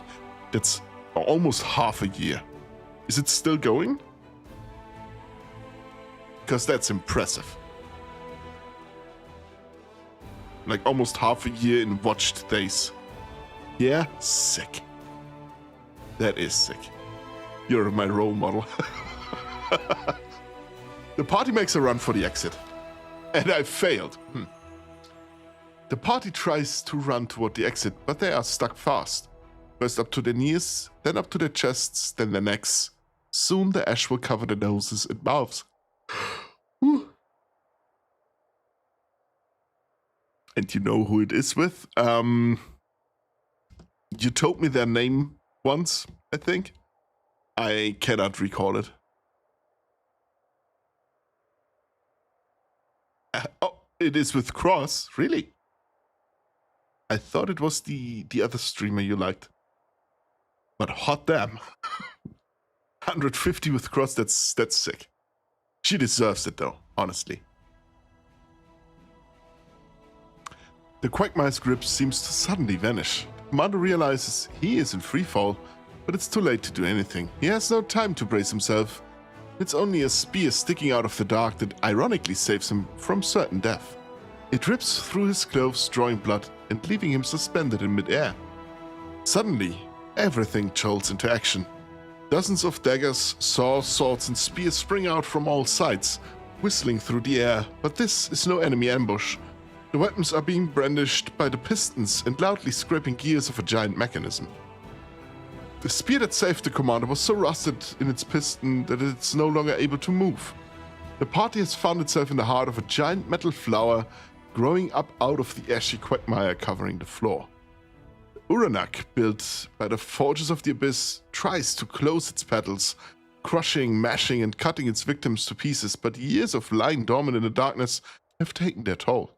Its articulations move like a soul-shuddering screech and become easily jammed. The mummified bodies of unlucky crusaders can still be seen hanging spared on the rusty blades. If the commander wants to avoid their fate, he must figure out what makes the Uranak move. I'm about to juggle 3 100 stream streaks. Oh, sick. Those are numbers.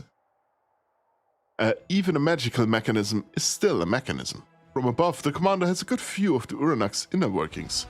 Large toothed wheels are set into motion by gear shafts. It all becomes clear. The gear shafts can be jammed. The movement will stop. The commander is almost out of time. Another few minutes and it will all be over. Realizing that a simple escape isn't possible, the commander decides to try jamming the Uranak's main mechanism in the heart of the flower. He looks around for something sturdy and finds...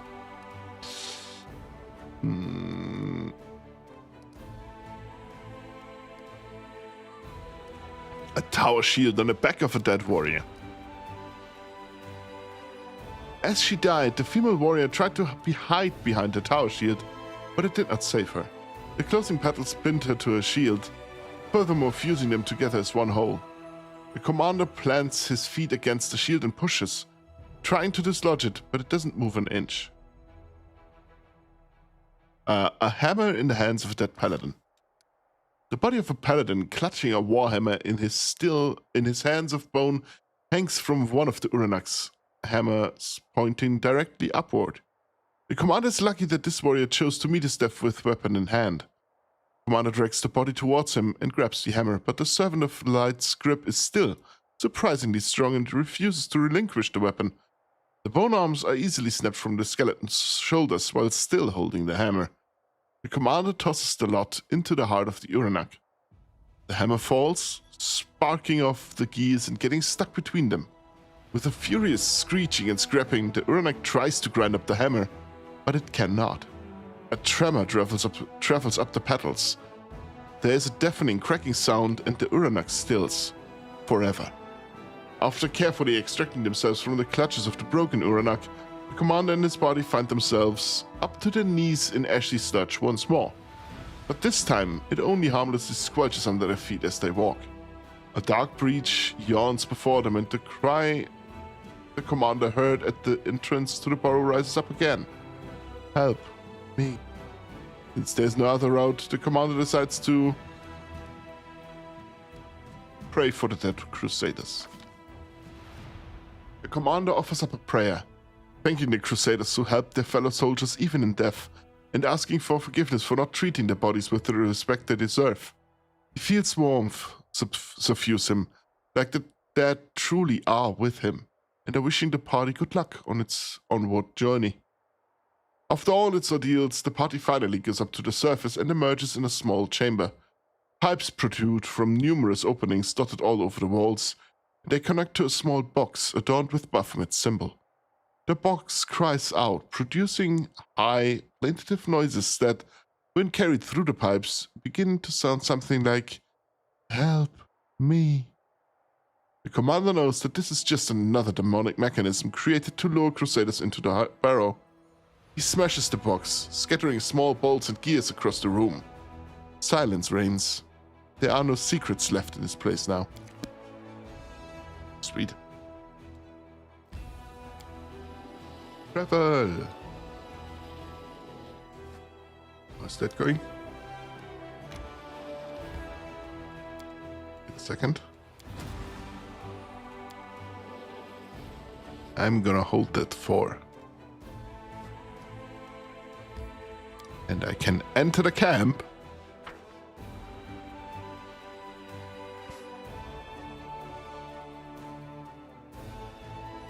Just don't hold it too long. What, the 4? Yeah, my arms are getting tired if I hold it too long. You're right. Thank you for the tip. Together we stand. Yeah, you can stand together. That's all fine. I just want you to be mounted. Doing a little quick save. Now, I'm gonna... I need coffee. I desperately need coffee. I'm gonna let an ad break run real quick. And grab myself a coffee in the meantime. It would run in 10 minutes anyway, so... Oh! Wow. Okay. All right. I'll be right back. You can grab yourself a coffee as well. Or stretch your legs, you know, or maybe grab a snack. I'll be right back.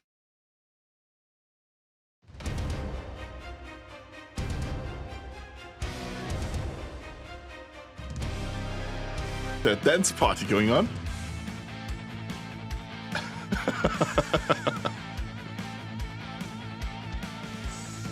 Oh, you know what I forgot to do? Got them ads. I can snooze them.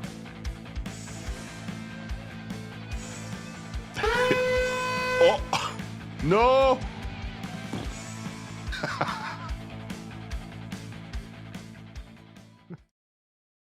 There we go.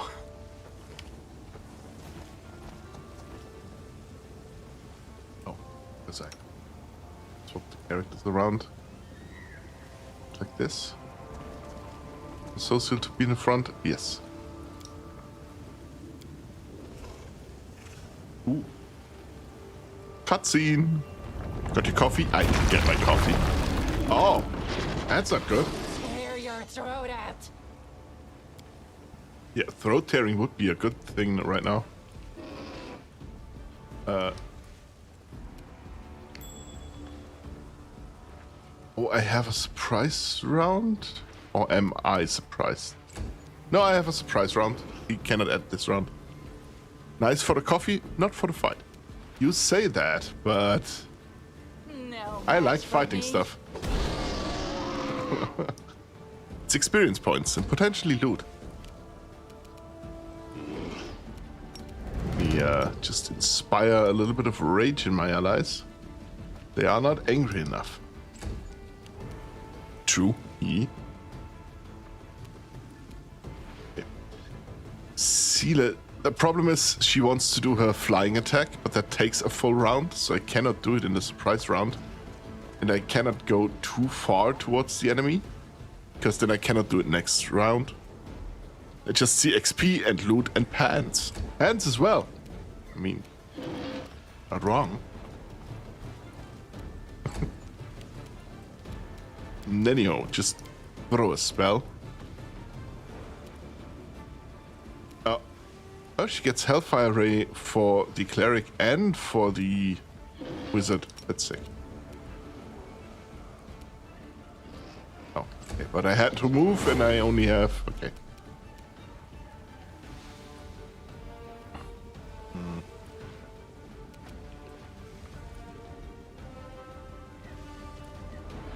Social can just go as far forward. Loot and pants. Yes. Ivu. Bite him. Bite him good. Like, it's reduced damage. She still just did almost half his HP in one round. And that's 3 attacks from the Triceratops and 7 from Wentworth. Oh, no, yeah, well, it would be if I didn't move. If I move, of course, it's not getting that many attacks. I'm just missing. But that's normal. There we go. Flying attack. Guide my blade. Oh, that was a whole lot of damage. The monster is dead. Wiping the sweat from his face, Social looks over the battlefield. It's the exterminators. The enemy must have been more than they could manage. The cleric folds his hand in a short funeral prayer. Regil, this is what happens when you lose your vigilance. They could have killed that beast had they not let it catch them off guard. It's embarrassing to see. Your fellow warriors are dead. Social speaks through his teeth, slowly, barely controlling himself. Do you really not have any other words for them except criticism and mockery? This is not mockery. There's nothing funny about a foolish, pointless death. And reading the last rites for them is not my job, priest, but yours. Ivu, I liked fighting this big evil thing. Maybe we can find another one? Maybe we can look for it. Do you want me to look for it? But don't start dinner without me. You won't, will you? And why is Social so sad? I don't like it when people are sad near me, and I'm not. It makes me feel strange. Ivu lowers her nose and snorts sadly. Do you see your brother among the bodies? No, he's not. I don't see him among these people. The relief is palpable in the young cleric's voice. Oh, so many hearts! Wow. What can you say about the bodies? They died not long ago. Judging by the wounds, they were killed by the same beast we just dispatched. Looks like that imposter sent us through a trap. Yes, looks like it. Let's return to Dresden and... Social clenches his fists. Oh, Shaylin, help me endure this. This entire story. You know, I don't recognize myself. I serve the goddess of love, but the Hell Knights... I hate them. I really do. It's sickening, but I don't know how to get rid of this feeling. Why do you hate Hell Knights so much? The fact that we even tolerate them is a disgrace to the entire Crusade movement. Cruel tormentors who are indifferent to the suffering of others, or who perhaps even enjoy it. What are they doing on our side? Why do we let them justify all these atrocities by participating in the Crusades? Regil? Perhaps it's because your side wants to win battles. At least some of the time. Have you ever seen a potato with a gun? Yeah, there was an ASDF movie a long time ago where there was a potato with a gun. But I have not seen it as an emote, for example. Here you go. Oh shit. Watch out, he's got a gun! Social presses his lips, vexed. Yes, and that is an even bigger disgrace. Aren't the forces... Oh god, there is such a hard line coming up. Pay attention. Oh, it's great, I love it. It's one of the hardest lines. Watch. Yes, and that is an even bigger disgrace. Aren't the forces of good inherently strong enough to win? Can evil really be overcome by making a deal with another evil? Don't bring your metaphysics into this. Stop blaming your own incompetence on cosmic forces. The side of good isn't weak. It's you. I love that line so goddamn much. Oh. This is quite a debate. My heart is with you, Social, but I'd bet my money on Regil. Meow meow. Meow. What does your faith say about it? My chat window still doesn't show me animated emotes. Words are hard? Yeah. You died. I did. Died at it. No, it's such a hard line. The side of good isn't weak. You are. Oh. There's a loading screen sometimes have quotes from characters, and one of them is exactly just that. The side of good isn't evil. You are. The side of good isn't weak. You are. Oof. Like, in general, I think this game just has phenomenal writing, and it's just Owlcat games in general that are really good. That line hits hard. It does. It's like, just have to better yourself. Be better, basically. It's a temptation, and I must overcome it. Their cruelty stirs indignation in me. I'd like to believe it's righteous, but they also call their spite righteous anger.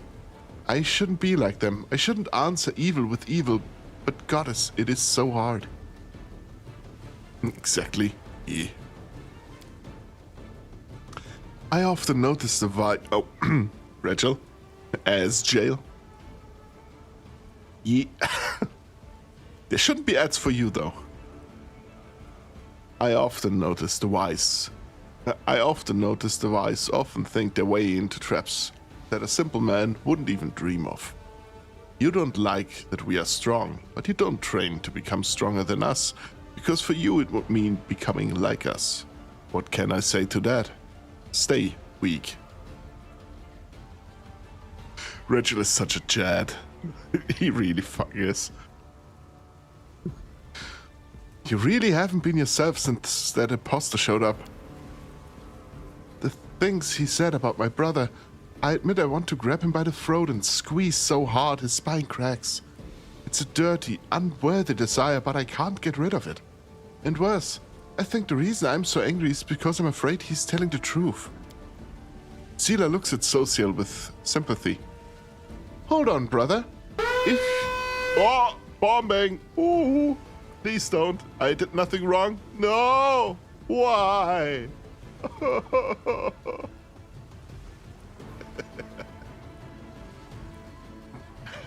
Saw an opportunity and okay.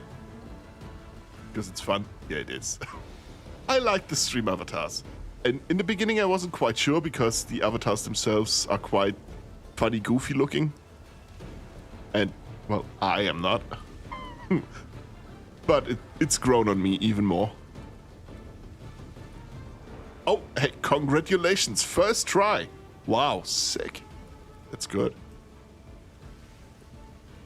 Hold on, brother. If you need to talk, drink, and forget everything, or howl your grief at the moon, come to me. I'll support you. War is hard on good people. Ember? But this war is hard on you. But this war isn't hard on you, Sela. What does that mean? It means I'm a paladin, damn it. One of the many swords of the gods, forged and honed specifically for the war against those who want to see good people suffer. That is what makes us different from healer clerics. And from nuances like you, kiddo. Let's go. We have to talk to the imposter again. Social nods without saying a word. Remember, the side of good isn't weak. You are. You just, no one can pick locks here. Okay, great. Knowledge Arcana. It went splendidly. Judging by the burrow's form, it was dug by an incredibly huge purple worm. Oh, yeah, just where could that be? Can loot some stuff. Some gear that's just lying around. Some of that is magical, so we can sell it. Money, basically. There's half a dude. Ooh. What's that? Oh yeah. Usables. I got that's from the mod. It basically gives everything a chance to give magical equipment. Or like just better loot in general. It is a better loot mod, so.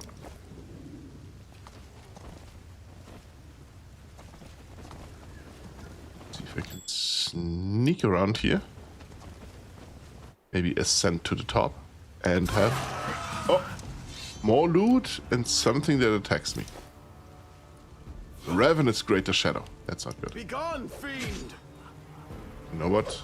It is only one, so almost certain I can kill the guy just by sheer number of attacks I have. Yeah, I did. And back down.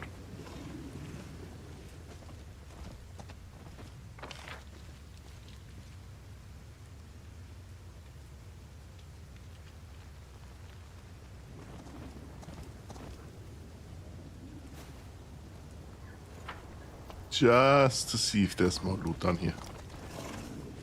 A giant crack in the deceased parched land. Deep down are huge branching burrows.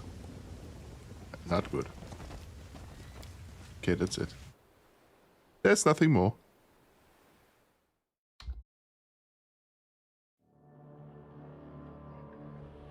Coffee.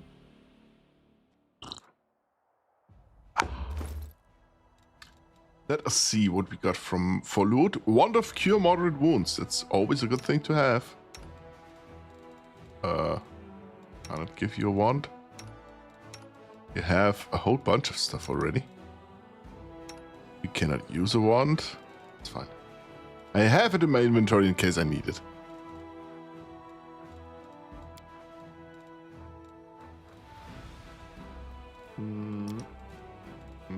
Oh, wait. I think I could equip that. Yeah, I can. Does it? Yeah. Living Flame. Whenever the wearer of this cloak channels energy to harm undead, for the next 2 rounds they become surrounded by a fiery shield that deals fire damage to the attackers for each successful melee attack against the wearer. I never use channel energy to harm undead. I could use it on her. I really don't need it. Ring of Protection +1. You have the Belt of Demonic Shadows, which is funny. And we have date from Newest Oldest. The Old Grimoire. This Old Grimoire grants its owner 3 slots for spell 1, 3 slots for level 1 spells, 2 slots for level 2 spells, and 2 slots for level 3 spells for the wearer's spellcasting class with the highest caster level. Let's go. What do you not want? Just gonna throw the Wand of Heal to the ground, I think. Dimension Door can go. There you go. Oh, and I can copy stuff to Spellbook. Let me do that while I'm in here.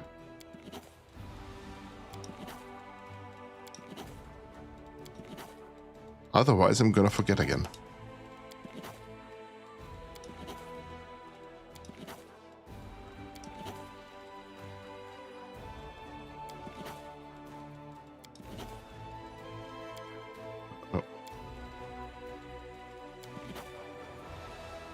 It's just a thing wizards can do.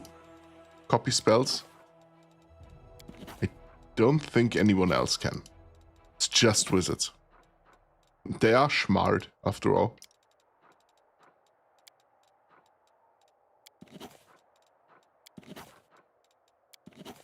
And they use books. That's the difference between prepared and spontaneous casters.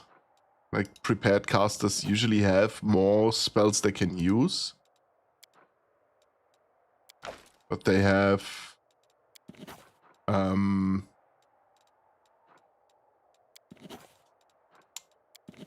you have to prepare the spells you want to use for the day.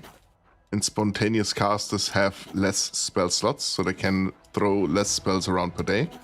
But they can spontaneously choose which one to cast. A wizard's spellbook is larger. They have a much higher variety of spells to choose from than spontaneous casters. But spontaneous casters just have their entire repertoire at their fingertips. And I personally like spontaneous better than prepared. But it is a personal thing.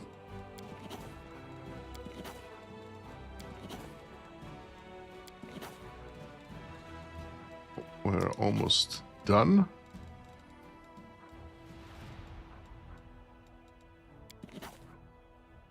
Covenant of the Inheritor. Kind of want to wear this. Which one do I throw away?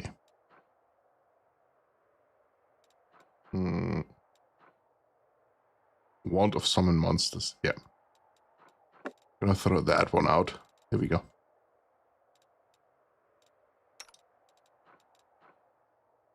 Oh, and in the meantime, I can get Social his own mount.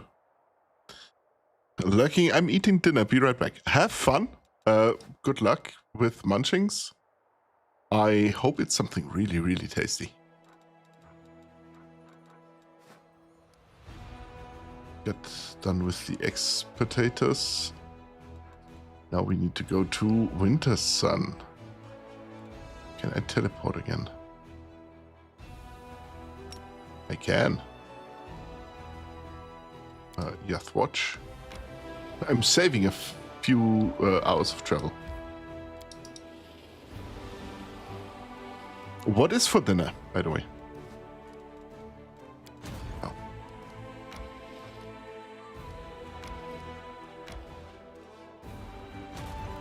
That army is just random people.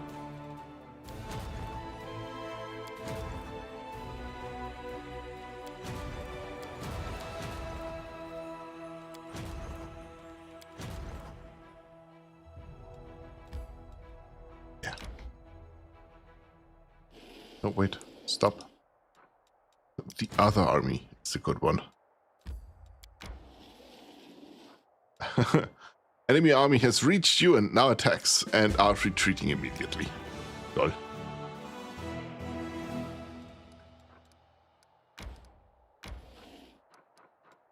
There we go. I think you have people that belong to me. No, you do not.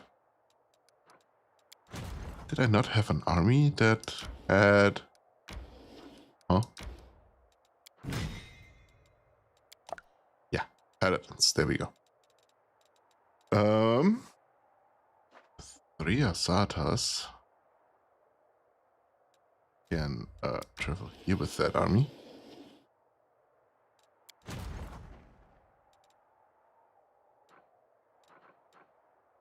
Just position you back here.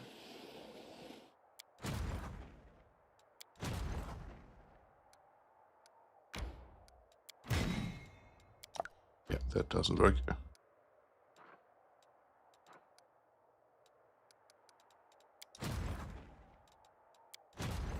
Good.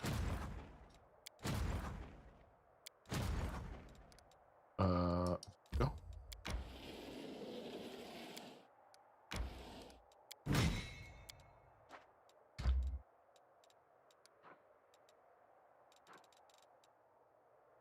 I still cannot take out that 4.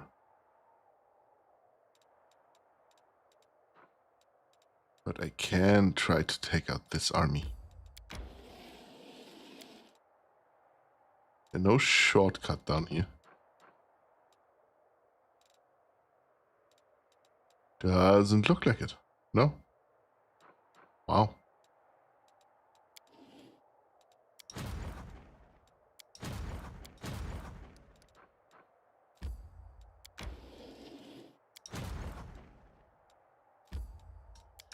Travel. It's mole and rice and chicken and fry. Mole. As in... Mole?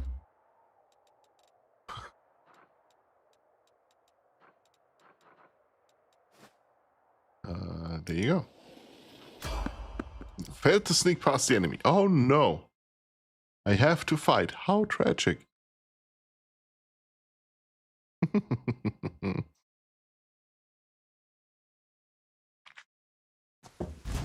It's a Mexican dish. I am unfamiliar with that dish.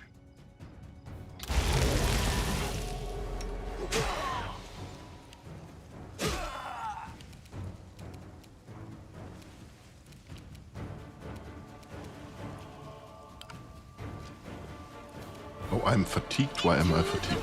That's not good. Just turn off turn-based mode down on my enemies for this.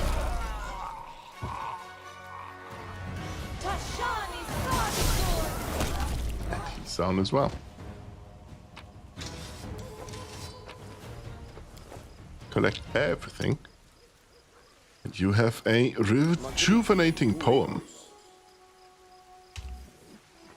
Which just deletes the exhausted and fatigued status of my entire party. But yeah, I never heard of a dish named mole. Which, to be fair, doesn't mean much, but still.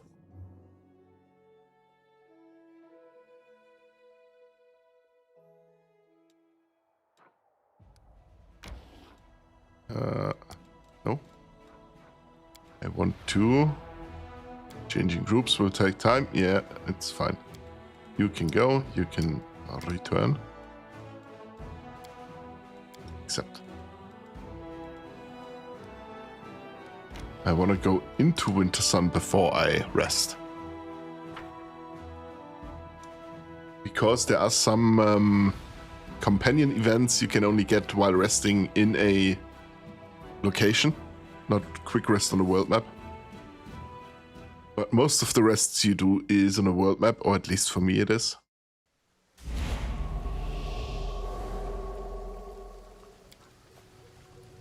If I can throw down that thing somewhere here. It was green for a little bit. There you go. Oh, before that, check my spell books. He's a spontaneous caster anyway. Seela isn't. But she doesn't have more spell slots or newer spell slots. As... oh, here we go. The new spell slots I get for... oh, she gets it for both because both are level 11. Great. Just more magic missile. It's a really good spell. Just for what it is. For a level 1 spell. More Hellfire Rays. Scorching Rays, I mean. Just really good spells. And more... I could use more Fireballs. More Lightning Bolts. I think Firebolts. And one more Dispel, just to have it in here. I do have level 9 spells already. Great. And for level 1, I can take another shield, I think. Then just another bless. And a remove sickness, why not?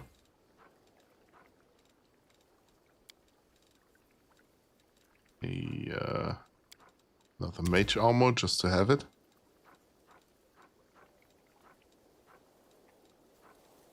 And some...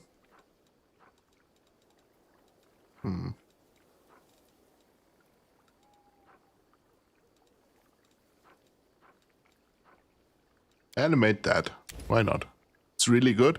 I love Mexican food anyway. You don't have to sell me, I believe you. I just never heard of it, and I don't know what it tastes like. Another see invisibility communal, just in case the first one gets dispelled.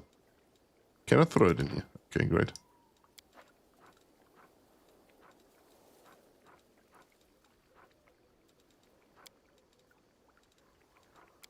Animate that. Why not?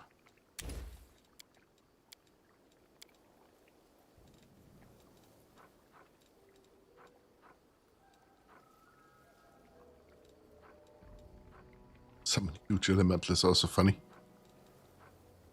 Not really good with describing food. It's hard for me. Oh, yeah. If I don't cook it myself, I cannot tell you what is in food. Just whether I like it or not. Like, obviously I can say, oh, there's, I don't know, beans in that food, or it's made of rice. But after that...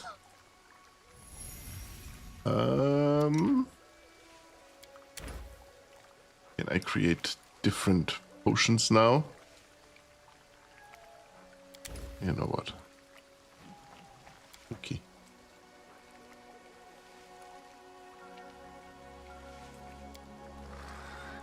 Know what? I'm gonna change what I craft to something that gives me... There we go. More travel time. Camouflage. She starts. Protective stuff. Also good. Begin resting. True. Yeah.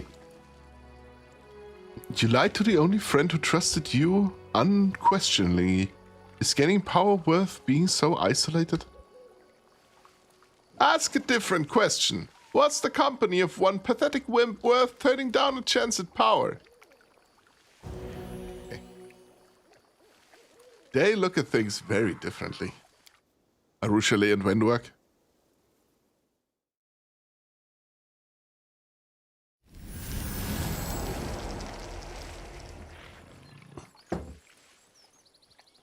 Okay. Let me I crave your command. settle everyone Help where I can. back up. The struggles never cease. And cast our buff spells. There's one thing that you can have, Kindmere. There's one thing I can have? Just one? Really? Kind hoping for. This. God. Why would you do this? It's fine, I understand. I think the gal we're searching for is up here. Yeah, by the tree. Yeah, that. Thank you.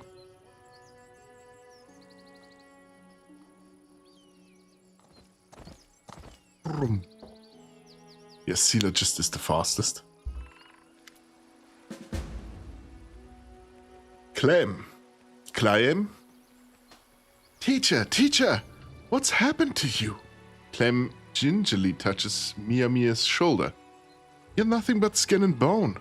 You can barely stand upright. Come with me, you need to rest. We must leave this... we must leave this valiant researcher in peace.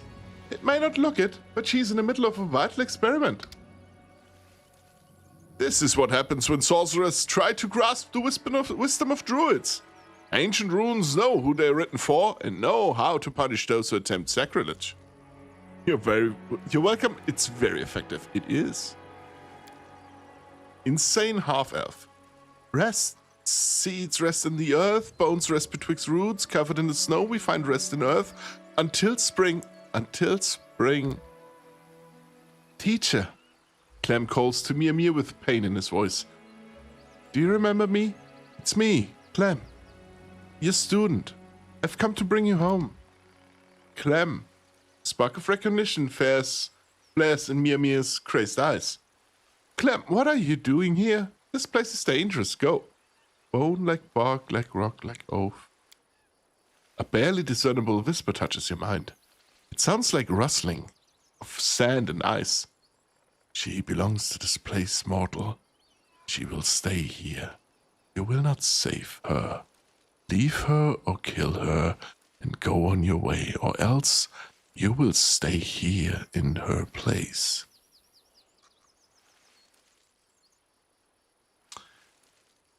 Hey, who is there? Come out, show yourself.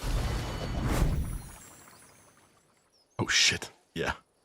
Siabre, you desire to know who I am. You will allow it. But this knowledge is not without cost. Oh no. A terrible figure, a petrified skeleton with branching horns, seems to grow out of the ground in front of you. It's getting real? Oh, it is. Mortals, be gone. Be gone from this place. She is mine. Leave her to me. Who are you? Siabre. The sound of the word feels like ice in your ear. Like you've just laid your head on a frozen tombstone. I was a druid in old Sarkoris long, long ago, before the surviving magic users brought disaster upon themselves. While this land was alive, I protected it with my life. When the time came for it to die, I followed it into death. The smooth, gleaming white stones in the skull's eye sockets are fixed on a petrified tree. Our forest held secrets, ancient, sacred truths. The demons brought fire. Flesh and wood burn as well as each other, but stone does not burn. We turned our trees to stone and stood next to them as stone guardians. Regia, you choose to stand guard at any cost. Despite the fact that you must be destroyed, your loyalty warrants respect.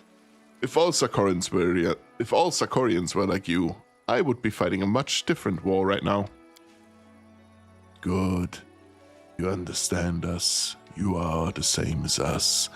You also have stone inside, in this place, in the place where others have a heart. That is good. This is how I feel about the situation. Yeah. No, God! No, God, please, no! No! No! No! No!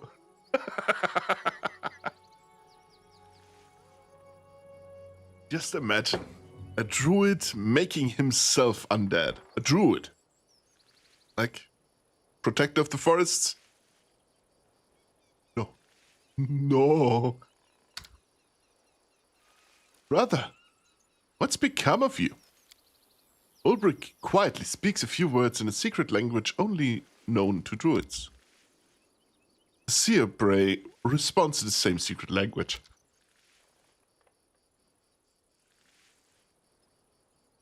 You are no brother of mine. Leave or perish along with the rest. We are crusaders. We fight demons. We share a common enemy. We're on the same side. On the same side of what?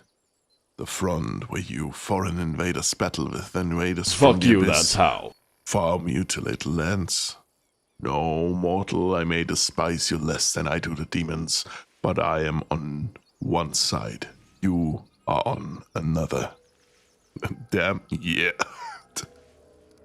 So if I had chosen to play as a lich, I probably could have mind-controlled that guy. Or just bring him under my control because he is undead. And the lich is controlling the undead.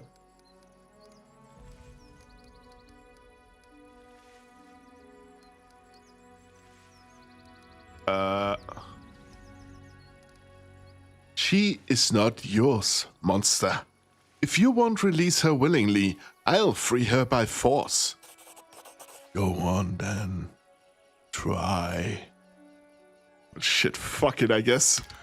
Yeah, I'm not letting him have an innocent person. No matter how noble his goals and ambitions are. Oh, problem is, I'm like half a mile away. We could, like, group up And hit it till it's dive! Good point, actually. Nice! Yeah. High five! Sela, dearest.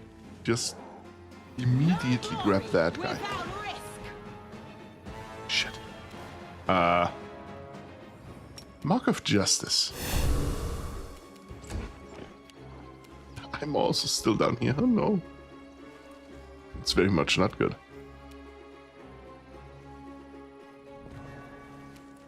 What are you doing? Who shall I? You be so kind. Didn't work.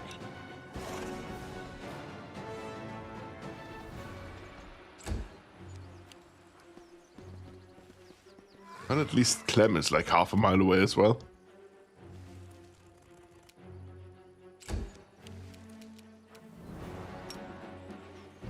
Ulbrich cannot fly attack because it's still too far away. Oh, god damn it. Hell yeah? Oh yeah. Okay, Sela is getting bombarded, or rather Parker is.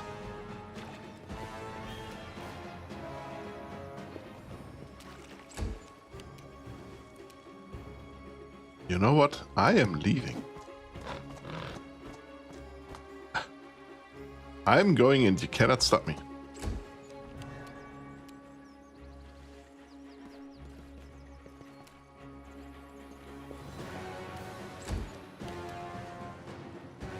I'm gonna wait down here for the enemy to come to me.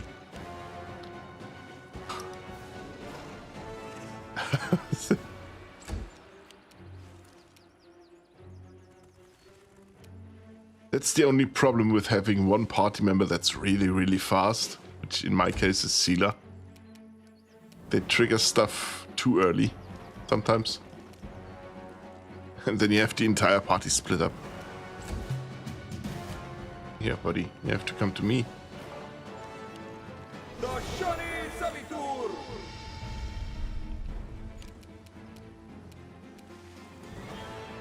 Do you have teleportation? Nope. Doesn't look like it.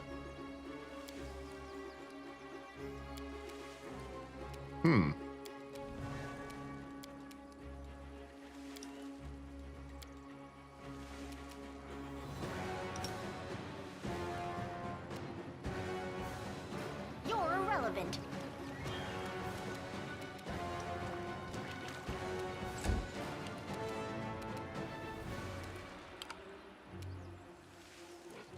the light take you. The inheritor. We now go up here. And... oh, perfect. Still figure this one. Rushale. Take care of that Smilodon, please. Thank you.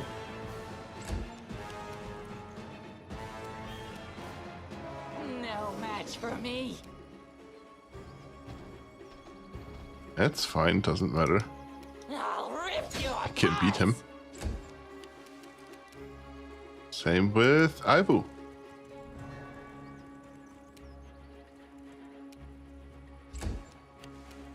And Ulbrich. And throw on that one. And that one. And then grab the guy.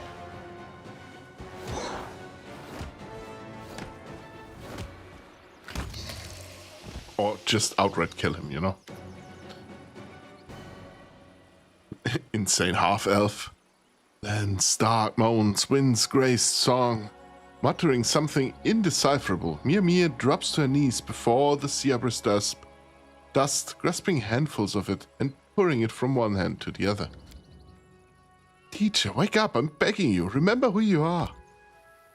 The woman becomes absorbed in her own musings and then raises her slightly cleared gaze to claim. I am Mia. I was looking for the knowledge of the druids so that I could... I think there was a war? Yes, we are at war with someone, and this knowledge, these secrets, briars and thistles, bones and barks, it's knowledge. She looks away. I discovered something important, but I can't remember what. Clem, my best student, I will tell you what I learned. Later, when I remember it. I need to rest, but later I will tell you. I will share, I will reveal.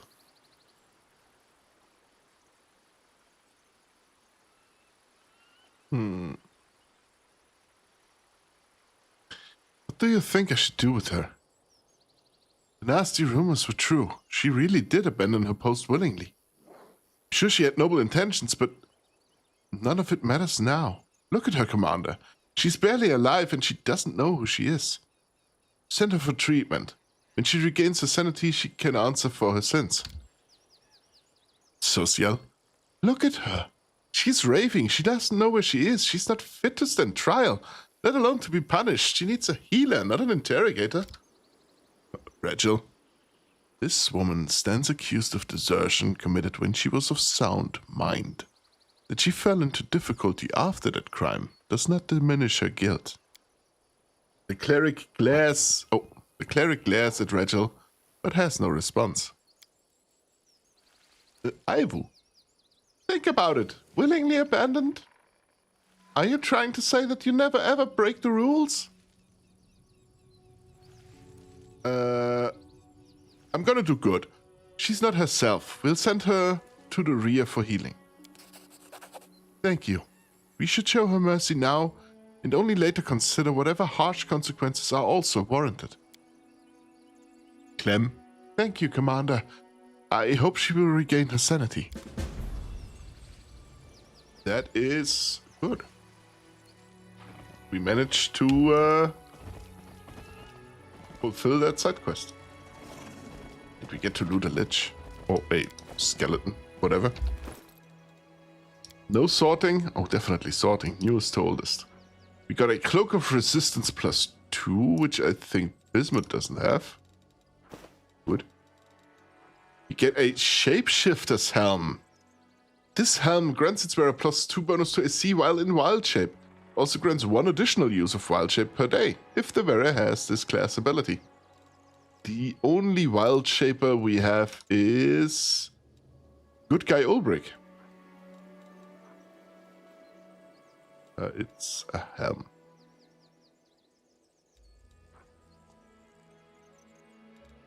Let me see if that works. You have to... Ulbrich, my guy. There you go. You have to turn back into a human real quick. Oh, Wait, before that, I have to test. I have to see if it works. Because technically that is a wild shape of swords. Just not a druid one. So I have 24 right now. I turn back into a human, I have 25. I equip that, I still have 25. Oh, that looks awful. There we go. And if I turn back into a griffin, I have 26. It works. Yeah, +2 shapeshifter's helmet. Sweet. We have hide armor +4, which is better than hide armor +2. Turn back into a human, please. And equip that one. Sick. With a corrosive quarterstaff, which doesn't bring us anything, and a ring of protection +2, which also doesn't do much for us, but still. And now you can return. Now, the one additional use of Wild Shape is irrelevant for Dearest Buddy Ulbrich, because that usually has charges, but there's a mythic feat that just gives me unlimited charges per day. So he can be in Wild Shape the entire time. Okay, we got this. Return.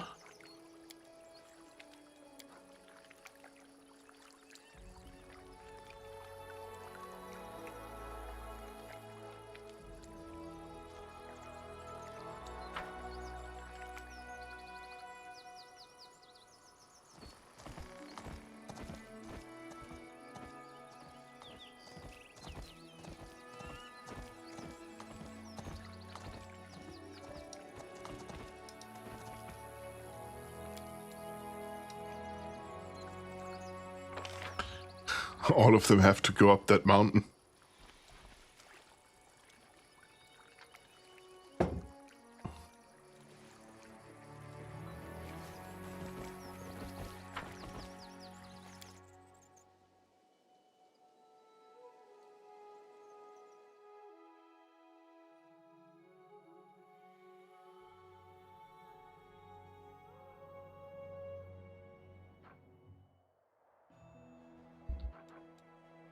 Got that done.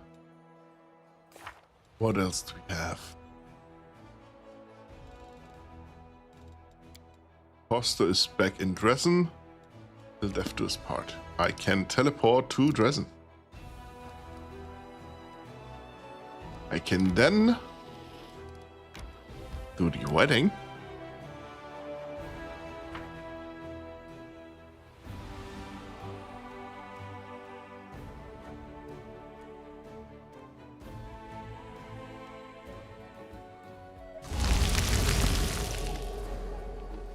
Elan of the Hound Hearts. Commander, Sela, you're here! Elan is trying so desperately to hide his excitement, it's almost comical. Welcome! I'm a little confused. Where are the musicians, the crowd of drunken guests? The last wedding I went to, we got the priest drunk off his face. Oh, please, don't try to do that here. We've already had enough trouble. Kiana worships Desna, I, Iomide. In the end, we invited a priest of Abadar to conduct the ceremony so that no one would be offended. Congratulations! But where's the bride? The bride, sorry. Let me tell you everything. Before the official ceremony, all the guests are enjoying themselves at 2 venues. The one on the right has been organized by the Hound Hearts, the one on the left by Kiana's friends. Each venue has its own theme, but I won't tell you which is which. It will be more fun for yourselves. Both venues have food and drink and a little contest where you can win prizes. Kiana is greeting guests at her venue, and I'm leaving for mine now. I have a special role to play there. Enjoy, Commander. There's still time before the beginning of the ceremony. Sela, thank you for coming too.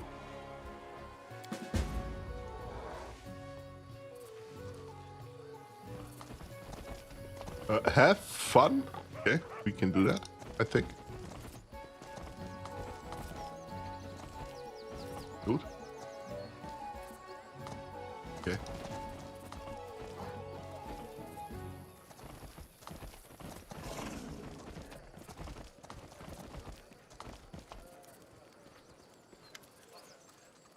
Oh. Oh, best man. A face steps into your path. You suppose it must be a hound heart, but his knight's armor is mixed with gaudy items and there are fake wings fastened to his back. Can I have Excalibur for my price? You can have Excalibur? I don't see why not. Halt, travelers! You are stepping into the wonderful land, the charmed land, the most perfect land ever created by the gods, the first world. And I am its guard, the beautiful Fey Gate Mistress. But before you enter, answer my question.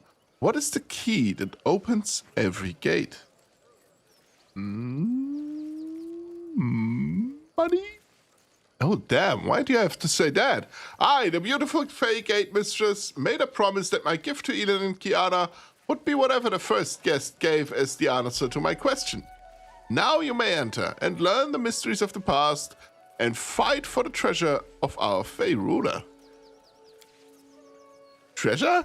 Well, well, well. What'll they give us? Where do I sign up? I'm ready. Law nature check passed. Is Elam pretending to be the Wild Hunt monarch?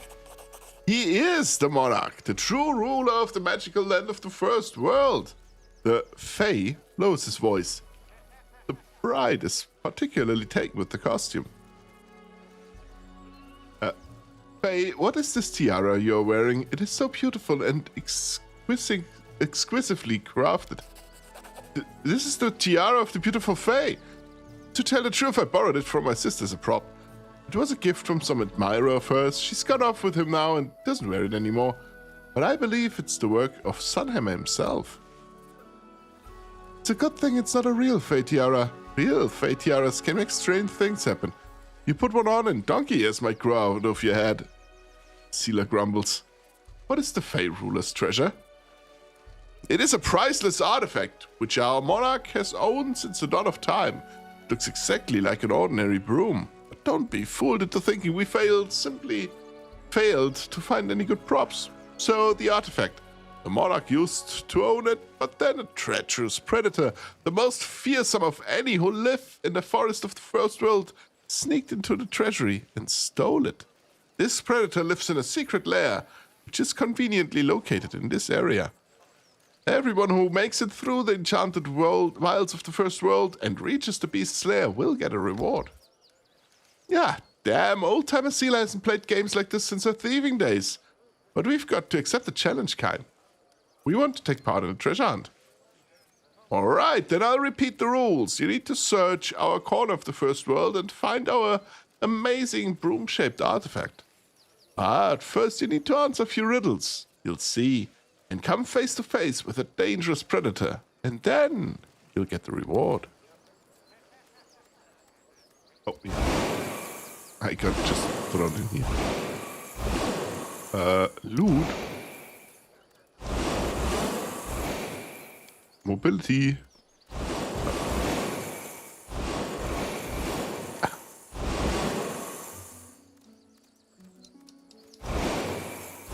Okay. Succeeded. Sweet. Loot. Drink.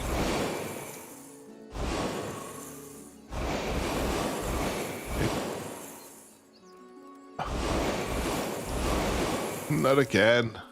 Here you go. Loot. And another loot. The beast. Oh, hello, adventurer. You must be looking for the artifact that was stolen from the Wild Hunt monarch. I am the beast who crept in and snatched the artifact. I've taken steps to prevent the stolen property from being returned to its rightful owner. Namely, I placed a true artifact among several fakes. You will never guess which one is the real one. The beast points to a few identical brooms. Are you the predator, the most formidable beast in the forest of the first world? Actually, I am a lawyer from Norithian and a friend of Elon. The predator makes a helpless gesture. But when they were giving out rolls for the celebration, guess who was appointed the magical beast? They said I was the hairiest fellow in the party. It's alright, I have my own wedding coming up. I'll even the score then. What will happen if I choose one of the fake artifacts? According to the rules, you're supposed to turn to stone if you take the wrong artifact. But to be honest, I'm willing to help you out. I actually forgot which one I marked as the right one. So, I can't just take the broom and go. There was supposed to be a battle with the Predator, but I'm not drunk enough for that yet. So just take any broom and go. Don't forget to give it to Eel. The Monarch will give you a reward for returning the artifact. Sweet.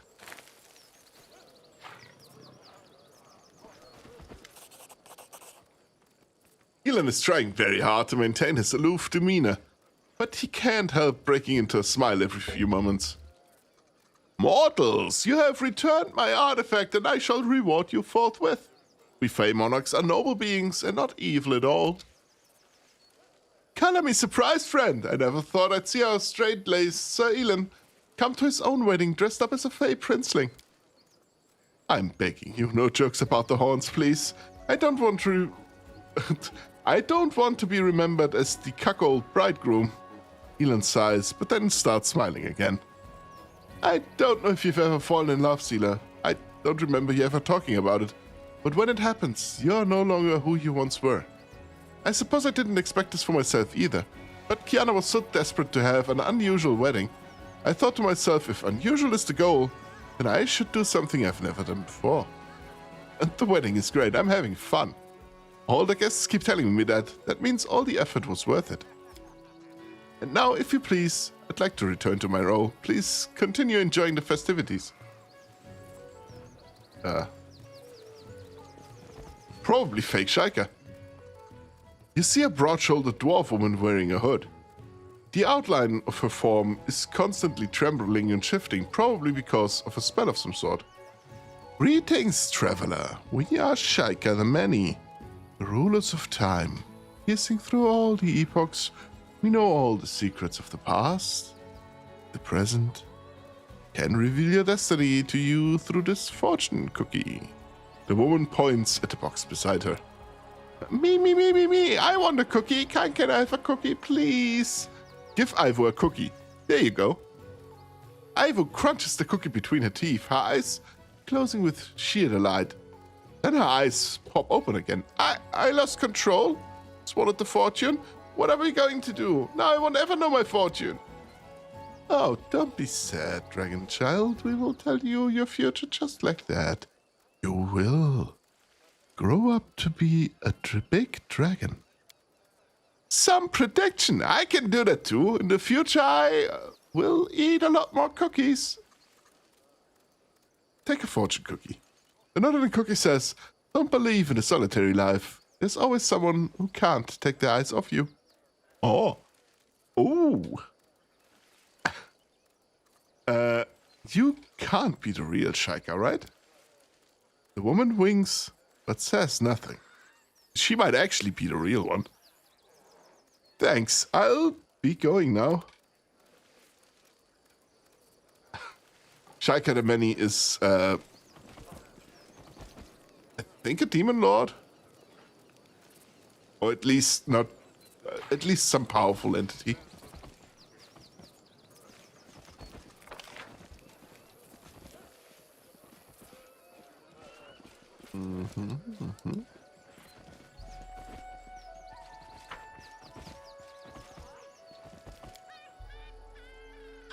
The rings of the future husband and wife, the one brought by Kiana and the one given by Seela to Elan. Oh.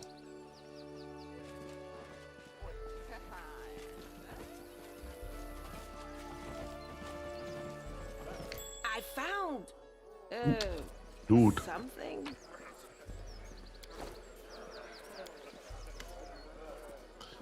A slender young woman in a flowing dress walks towards you. The first thing you notice is her eyes. They are striking blue-green. Welcome, travelers, to the secret steep lands of Ustalav. Ustalav is, I think, undead. The immortal principality of Ustalav is a fog-shrouded nation of countless horrors, and a once proud realm that suffered under the clawed hand of the Whispering Tyrant for centuries. Yeah? Funnily enough, that is one of our upcoming campaigns once we're done with the pirate one. We are playing basically the campaign with the Whispering Tyrant, which is an undead god almost. I think he isn't quite god status, but just below. You have come to the kingdom of grim mysteries and exquisite secrets. I, the vampire princess, am delighted to see you in my castle. After a pause, the girl smiles coyly. I'm glad to finally meet you, Commander. Zila, I'm Kiana, soon to be the wife of that unfortunate knight who invited you here. Zila rolls her eyes. Horrible! Imagine walking through the world wound and then, bam, you're in Ustalav. I'm not even sure if a paladin is allowed to feast with a vampire princess. It's lucky you are not a follower of Pharasma, valiant Zila.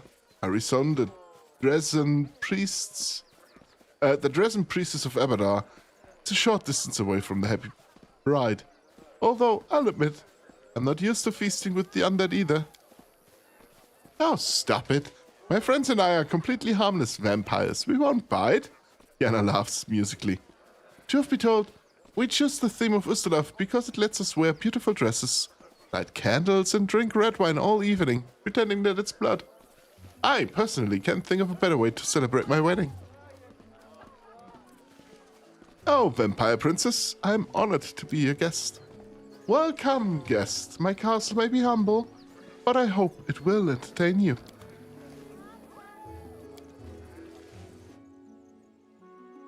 I'm glad I was useful to you. Oh, yeah. Received marzipan bone. Skeleton has a slight sheen to it. Judging by the texture, it's made of marzipan. Marzipan?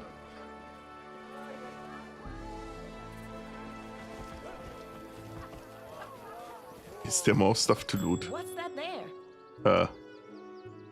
Apparently there is, I'm just not seeing it.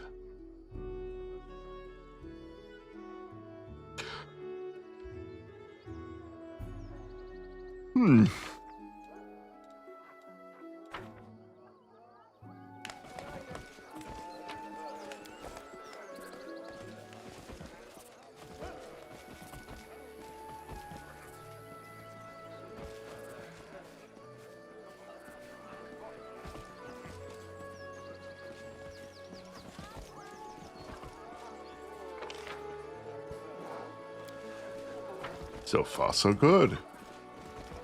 Arcion. Arcion lowers her head graciously. Knight Commander, how can I help you? I don't mind spending the time before the ritual with you. Are you sure? I'm a boring companion, and there are plenty of entertaining activities around. Let us see if I can find anything else. Oh, yeah. A young woman in a flowery dress smiles at you, showing off fake fangs. Welcome, traveler. I am the keeper of the macabre menagerie. Truth be told, we only have a few animals in our possession, none of which are all that macabre. And the main attraction is currently sulking under the table. But this doesn't diminish my grand title among the servants of the vampire princess. By the way, could you help me lure the fearsome beast out of hiding? I will reward you for your help. Give the bone. Here's a bone. Oh, you dismembered old Gilly. Our poor skeleton. All right, since I was the one who set the task, I'll give you a reward. You can choose kiss or a prize. I'm gonna take a prize. Why, are you afraid of my vampire charms? Fine, here's your prize.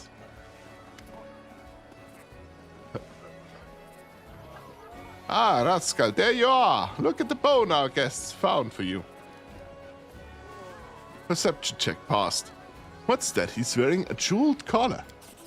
Yes, like it? It's by Derek Sunhammer himself. Nothing is too good for my darling rascal. I can't believe it. The dog has a collar by our Master Jewel. Too much coin makes people do strange things sometimes. I once heard about some aristocrat who bathed his horses in a special gold bathtub. Darren, guilty as charged. Sela rubs her nose, suddenly pensive. It's funny that Derek Sunhammer's jewelry is everywhere at this party. Good boy. The dog wailed. The dog wags his tail. Damn.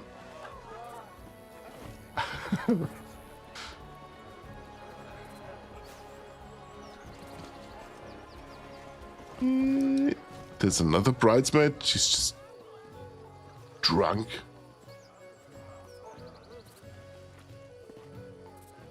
I think that might actually be it. Hmm. Looks like it. Arceon. Wait. I've seen enough of the entertainments. Your company is most welcome, Knight Commander. Ooh. We have a wedding. Way. I might have your attention, everyone. Before we get to the important part of the ceremony, I want to welcome two very dear guests. This is the commander of the 5th Crusade, thanks to whose efforts the Sword of Valor flies proudly over Dresden. And Sela, Paladin of Iomade, the commander's companion and someone I have the honor of calling a friend. Sela, would you say a few words? Hello, everyone. Hey, I need some advice. What should I say? Giving speeches really isn't my thing. Hell yeah, Red Wedding. Just gonna let you enjoy what's happening.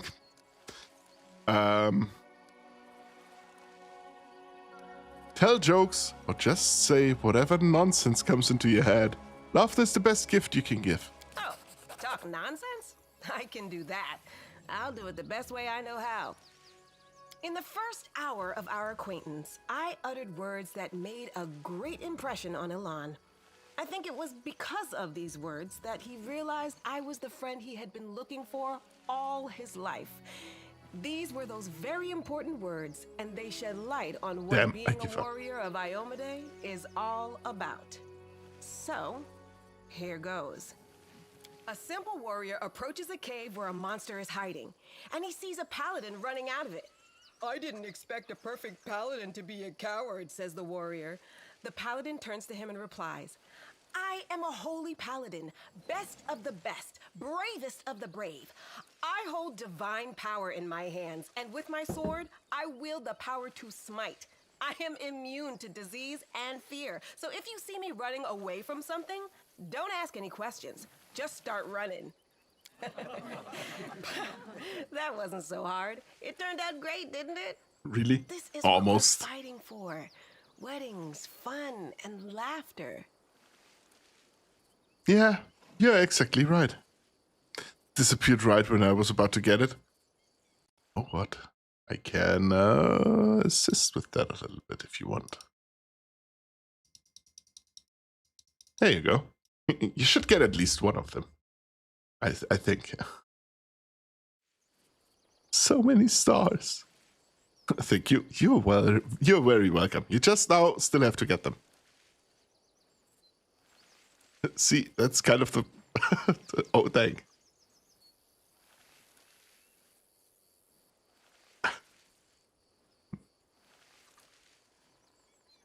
Oh, there you go. Sweet. Did you get two? Looked like you got two.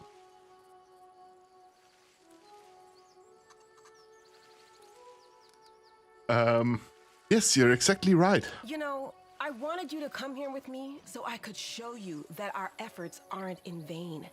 Not long ago, demons ruled over all of this area we're in, and they did all sorts of abominable things here. But now, Dresden stands as an indestructible fortress, and weddings are taking place here. It's all because of you. So, let's watch the ceremony and enjoy ourselves.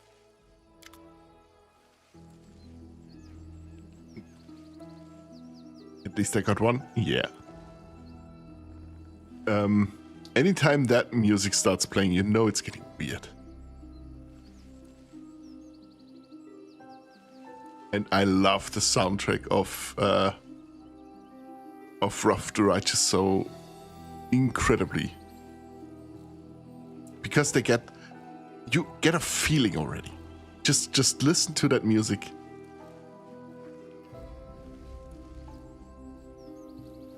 Like, it's kind of ominous.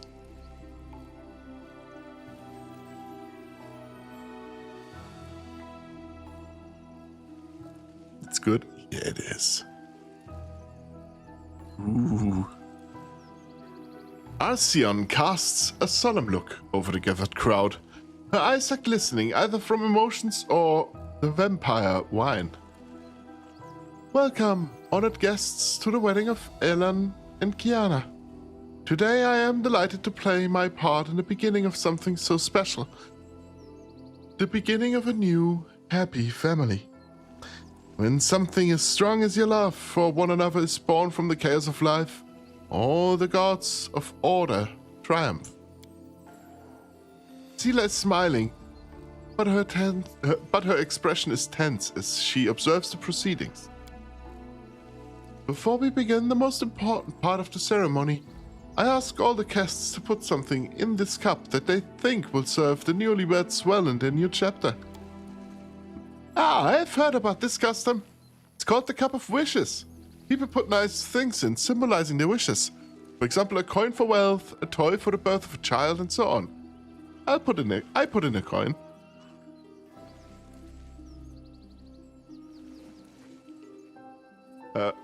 Throw a coin in the cup after Seela.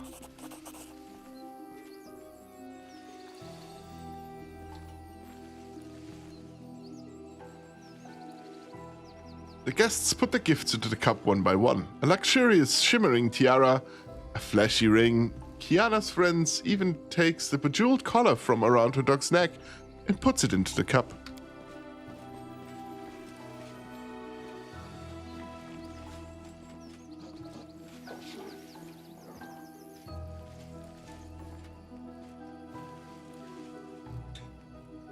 Friends, but these gifts are too expensive.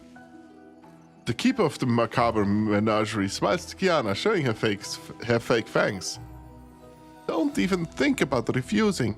They come with the best of wishes. Look more closely at the cup of gifts.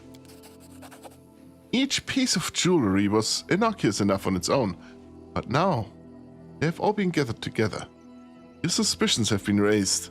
The magical auras are too strong and varied to belong to mundane trinkets, possessing only enough magic to adjust their size to the wearer. Seela, the jewelry, there's something wrong with it. I had this feeling that something was wrong. It's the jewelry, right? They were all made by Master Sunhammer, weren't they? And he also made the ring that... The gifts have been given. Let us praise the gods. In the name of Abadar, I pronounce you husband and wife. You may exchange rings and join your lips in a kiss. Kiana, stop! It's dangerous!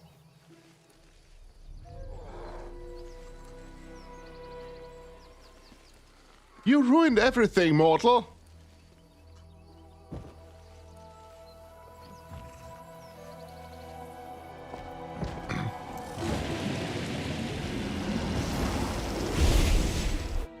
Hot damn. Do not fear. Do not waver.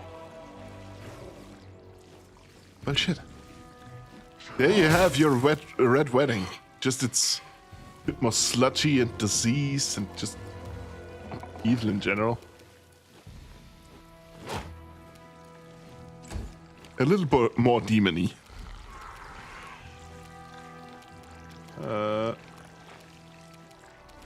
Where are we? There we are. Distorted mythic shear. And he's down. Not dead, but down. Arushali can mount up. Prepare yourself, But Desna. not attack Guide my anymore. hand. You can move a little bit back. And then just unleash Hellfire. It's a good hit. It's good damage.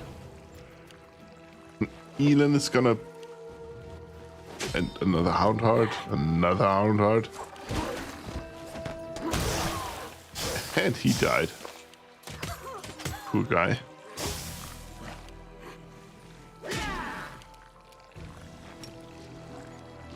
Yeah, mount up.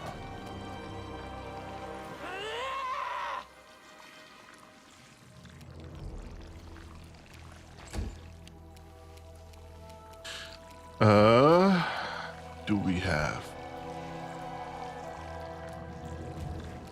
Let's put grabber back on. And grab that guy. Perfect. Sela can... Where is... There is Parker.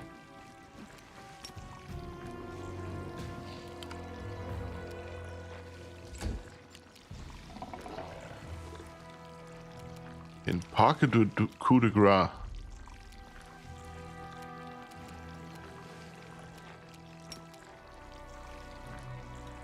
Okay, he could, but not to the one below him.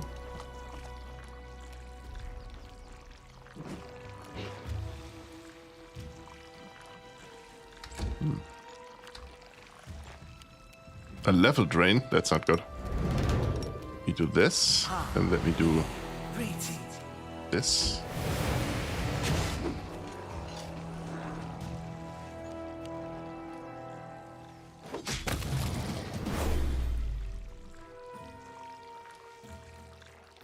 Ooh, I had to sneeze. I will bring that one down. Good job, wow.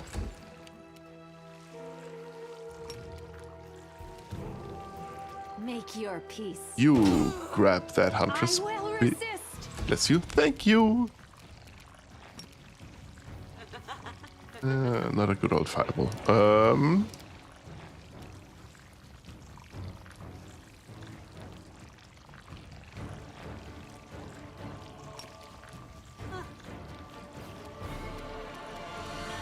Can I angle that in a way?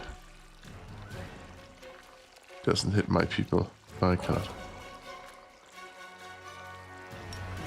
But a fire snake ignores my allies and just goes after the enemies.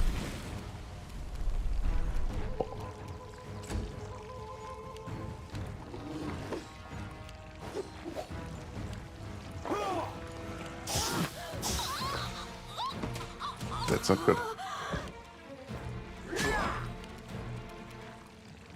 That is very much not good.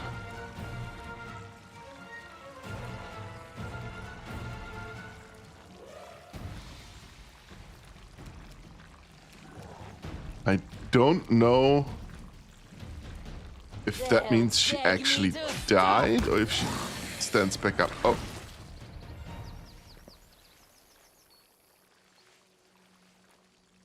She's back up now.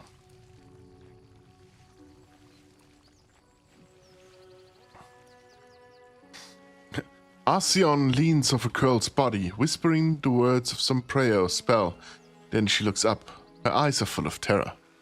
Commander, I must inform you, we've fallen victim to a demonic plot. But I don't understand. How? Why? Priestess, you need to focus. Do you know what happened here or not? Yes, I think so. You all know what possession is, yes? Where a demon can take over the body of a mortal? Well, there's a more cunning version of this process. When the demon possesses the body, the poor victim's soul is transferred into a special vessel. A vessel for souls. The item most commonly used for this purpose is a gemstone. How did demons get here? The Sword of Valor was supposed to keep them away.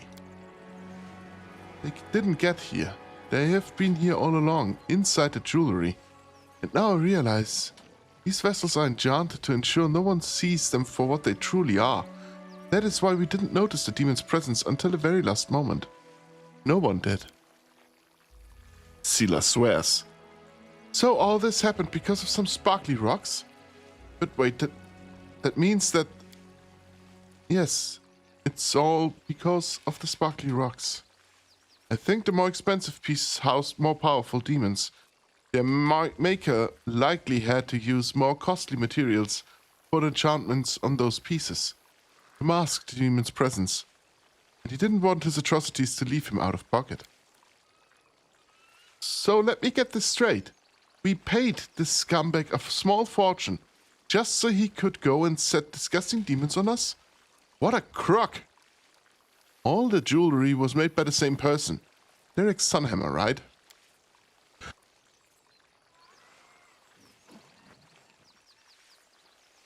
That I do not know. Well, I do. I can smell it. All this shit came straight from the same sewer. You say possession? So Curl was possessed by a demon that day back at the Houndhouse camp. This young boy's body is alive, but his soul is gone. Arceon moves her hand from pointing at Curl to gesture to the other people lying motionless around her. As are the souls of the other guests, even the poor dogs. Their bodies had been possessed by demons for some time already. Their souls have been transferred into the jewelry. The demon behind the plot stole the cup, taking all the souls with him. Until the jewelry is found and destroyed, we have no hope of saving these poor people. Ellen and Kiana are clutching each other's hands. The young woman speaks first. We can't leave it like this. Our friends need our help. I wish I knew if this tragedy could have prevented.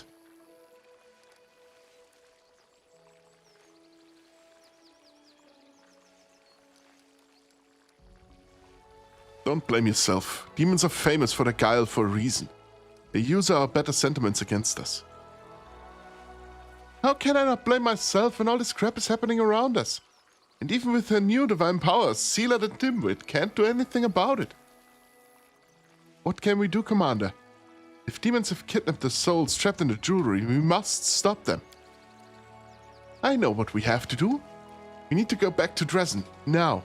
The first ring that possessed Curl and the second ring I was stupid enough to give you, they both came from the same place. Shops owned by Derek Sunhammer.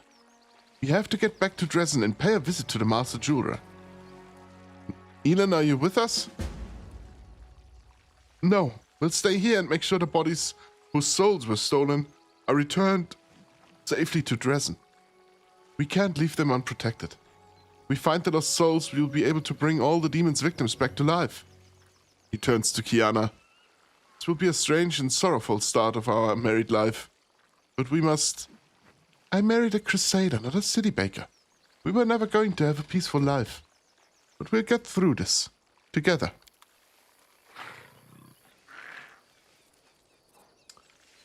Sick.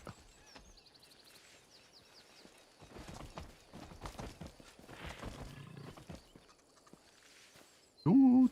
There are a few demons I can loot. Sweet. Held a physical form 4. It's pretty good. Dex and Con. I think she uses dexterity. I'm not sure. Nope.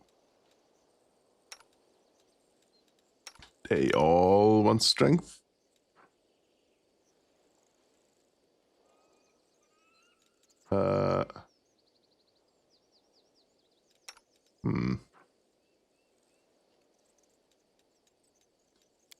How about the pets? It's just Dex plus 4. And now it's Dex and Con plus 4. How about Pacaroni?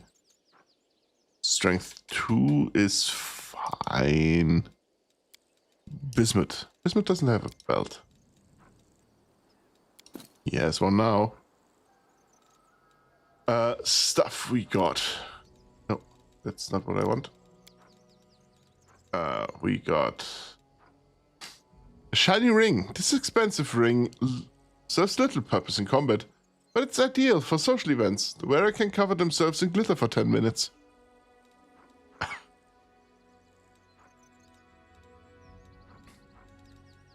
And that's about it. For them.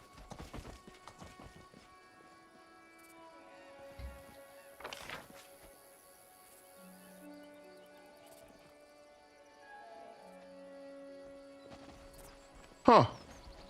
So, are you satisfied with that version of the Red Wedding?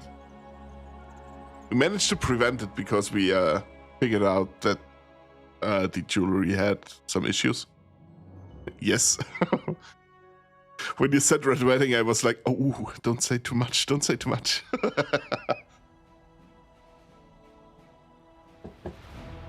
Because there's no way in hell a wedding while you're fighting against demons is ever gonna end good.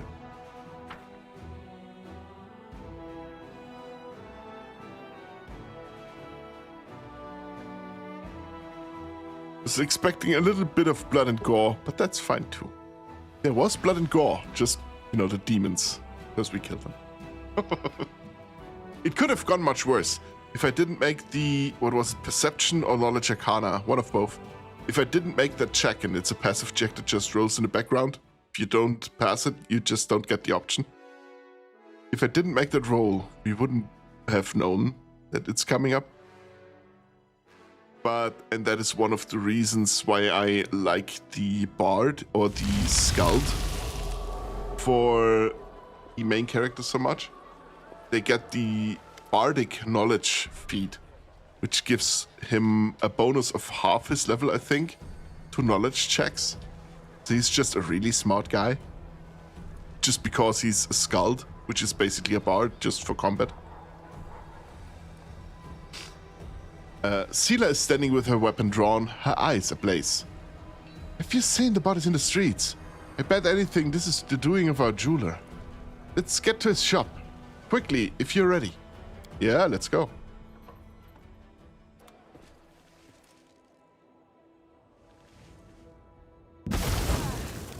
Oh, yeah, great.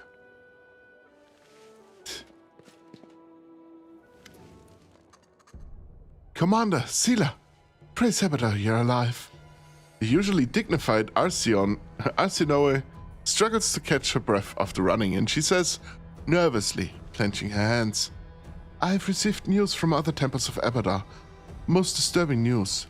What we saw at Elend's and Kiana's wedding has been happening across Mendev. People who bought Derek Sunhammer's jewelry have been dropping to the ground, lifeless, with demons emerging from their bodies. The damage done is hard to measure. Demons appeared in 100 locations, and many of them immediately used the turmoil to commit atrocities. Killing, stealing, wreaking wanton destruction. Some were quickly dealt with, the cursed jewelry taken from them, and the imprisoned souls freed. But most of the demons fled, taking the jewelry containing the souls of their poor victims with them. Derek Sunhammer himself escaped too. The Inquisition of the Church of Iomede is searching for him, but they have no leads yet. Church of Hebeda is doing whatever it can. We also suffered losses among both our congregation and our clergy. Arsinoe shakes her head sadly. Such a devious plot. How skillfully it was executed. As Arsinoe speaks, Sela's face grows more and more grim, and her hands clutch anxiously around her weapon. I saw that scumbag right here. I even talked to him. I didn't suspect a thing. I often get a sickening feeling from traders. Some of them are nasty pieces of work. The way they rip off people, I got that same feeling from him, but I didn't think of looking closer. So, all his jewelry came with a hidden surprise? Not all of it. The Inquisition combed through everything. Most of what was sold in Sunhammer's shop was perfectly ordinary. The demon jewelry was sold to a select few, and always by Sunhammer directly, not through his golems. It is clear that he targeted his victims deliberately. Fucker. How did no one notice anything? Magic, Knight Commander. And highly sophisticated magic at that. Jewelry items were well protected and no one detected the demons hiding in them. If we assume that Derek Sunhammer not only made the jewelry, but also charmed the items, we must conclude that he's an incredibly powerful and skilled spellcaster.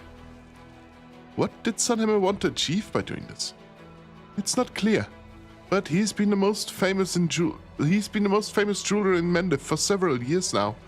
He counted many influential personages or their relatives among his clients. Nobility, generals, priests, merchants. They, their children, or their loved ones are now only lifeless bodies, their souls stolen away and hidden who knows where. The possibility for blackmail and sowing blind panic are limitless. I suppose the Inquisition and the Mendevian authorities will try to keep the situation under control, but it is still extremely dangerous. What will happen to the victims of this attack? Several large churches in Mendev have taken the victims into their care. The priests will keep their bodies alive and well. But unless the jewelry is found and their souls returned, all these efforts will be for naught. I see. That is all I can tell you. I hope I've been helpful. It's within my power. If it's within your power, help track down Sunhammer and the Stolen Souls Commander. His chaos must be stopped. Arsinoe bows to you and leaves. Sela sheaths her weapon angrily and sucks in a breath through her teeth. But then she seems to steady herself and looks at you, her eyes bright. Well, what do you know? Looks like we got ourselves tangled up in some demonic conspiracy. I'm so glad you came to the wedding with me, and that we managed to find out what happened. Because otherwise, Sela the Dimwit would have come alone, given the bride a ring with a surprise demon inside, and would have failed miserably when she tried to help.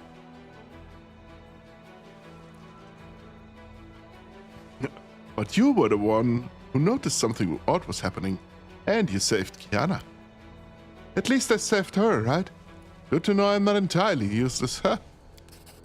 Grim determination burns in Sela's eyes. I can't leave it like this. If anyone has an obligation to find that lowlife Sunhammer and return all the stolen souls, it's me. I'll do everything in my power to find him. Something tells me that the demon collaborating scumbag is somewhere here in the World Wound. I'll seek help from every quarter. I'll interrogate imprisoned demons and cultists, whatever it takes to get to the truth.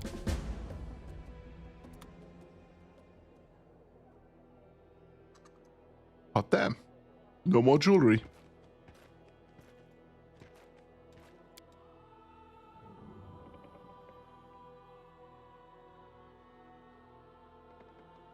Let me do a double check now. After the loading is complete. Perfect, thank you. Here we go.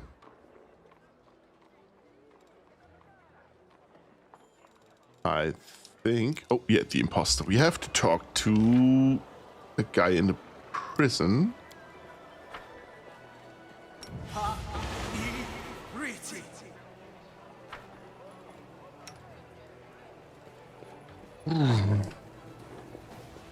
Fast as fuck, boy. Ow.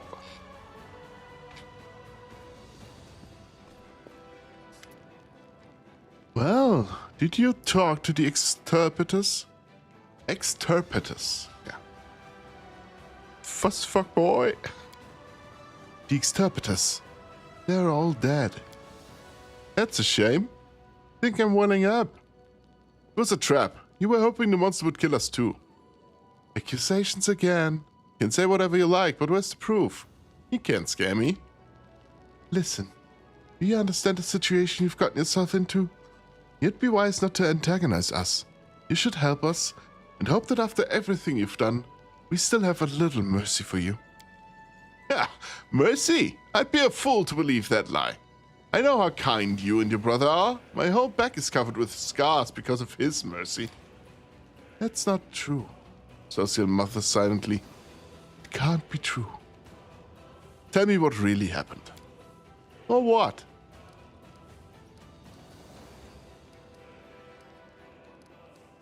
Or don't. The imposter guffers. Ha! True enough, Commander. You crack me up. Alright, I got nothing else to do. Your boss is strong, locks are good. You got me. I'll hope for your... The imposter casts a vicious look at Social. Your mercy. Well, listen, this time I'll tell you how it was. I was a soldier fighting and needed exterpiters. That wasn't a lie. I was valet for that scumbag Trevor. He used to work me hard. But that was a long time ago. Before the demons took him. Took him? How? Where? How could he even say such a thing? Social's voice is choked with grief and rage. The imposter enjoys the look on Social's face. Keep listening, don't interrupt me. We were hunting a chimera back then. They were hunting my kind. Oh no. It's an easy job for the exterpiters. Even with all the demonic freakishness the wound gives a chimera. Hey, I feel called out. We were driving it towards your boy Trevor. He was prepared to attack, and then A demon appears, a huge one, scary, in a black mask. Bam! Rips one knight to pieces. Bam! There goes another one. And then the demon looks at Trevor and says, "This one is good. I'll take him." He picked him up like he weighed nothing and vanished. Off with his head. Yeah. Well, what could we do? That demon was chopping up knights left and right and center. What could we do? We turned and ran. That's the rest of you guys. Then the rest of our guys caught up to us. They executed a few of us on the spot as a warning and made the others slaves. Live bait for the monsters. Slaves don't live long. Only 3 of us survived out of the whole unit. And no one has seen Trevor since. There used to be a female knight amongst the interpreters named Marenta. How did she get Trevor's shield? Marenta? She and Trevor were sleeping together. When they dragged Trevor off, he dropped his shield. So she picked it up. Like, to remember him. I'm telling you, those two deserved each other. When Trevor was gone, that crazy bitch wanted all of us to be executed, the whole unit. The Paralictor refused to waste people. He said we could be useful as slaves. She made a scene, and then transferred to another order. Good riddance. You said 3 of you survived. Where are the other 2? I think they were gonna go to Kenabris. They wanted to pretend to be refugees and then wing it. You want to catch them too? They're probably somewhere near the creepy church where the undead used to be. I heard they plan to build a shelter there. Stay away from the local commander. Social, have you heard enough?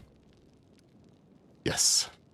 Social's voice sounds hollow and he looks totally lost. I have. So it's true. My brother betrayed everything we believed in.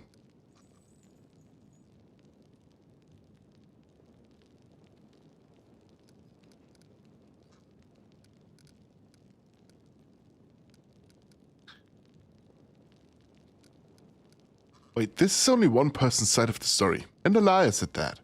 Let's find the other 2 survivors and ask them. What's the point of running away from the truth? The others will only confirm his words. Sosia looks down, but then hesitantly looks up at you. Although, it probably wouldn't hurt. Excuse me, I need some fresh air. Oh, ad break is starting soon. How about no?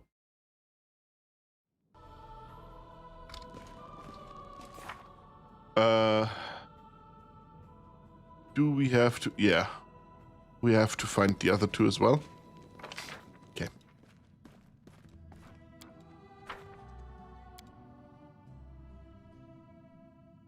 You know what? We're gonna do that next time.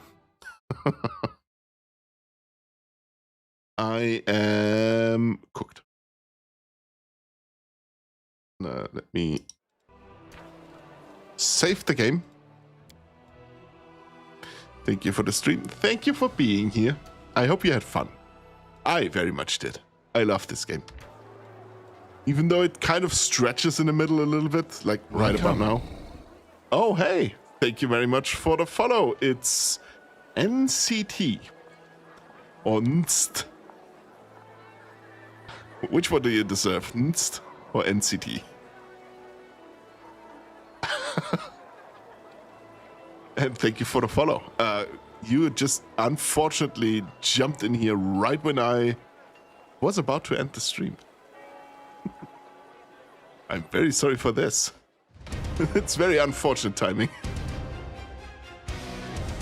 To be fair, it's been going for 3.5 hours. Next time.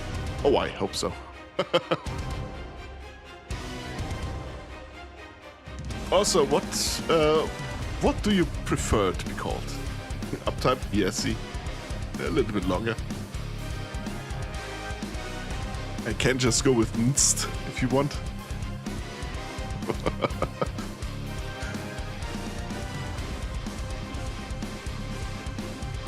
Did I save the game? Oh yeah, I wanted to check my playtime for this save. Just for this save. It's 4 days, 20 hours, and 38 minutes.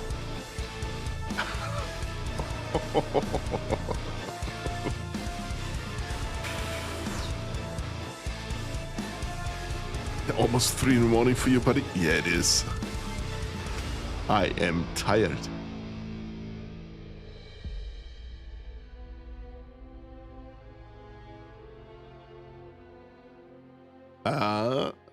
We didn't get quite as far as I thought we would today. I really hoped we could start the Ivory Sanctum, which is the last dungeon for this chapter. Unfortunately, just didn't happen. But we only have to do that one quest with Social, and that one is important to do before, the next chapter. Get some good sleep. Oh, I'm gonna fall into my bed. I already know. Let me snooze this again, and then see if I can raid someone. Oh yeah, I know exactly who I'm gonna raid. Army is still here. There we go. She is playing Mass Effect right now.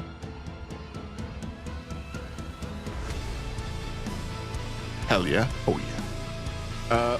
Probably eventually tomorrow after work. She should be streaming as well. And usually on on Tuesdays, Army does co-op shenanigans stuff. Most of the time, not always. So there could potentially be a certain Chimera playing with her tomorrow, perchance. So, but yeah, I'm gonna send all of us to her. Again, NCT Nst. Kein mehr raid. That's the perfect raid message. Thank you very much.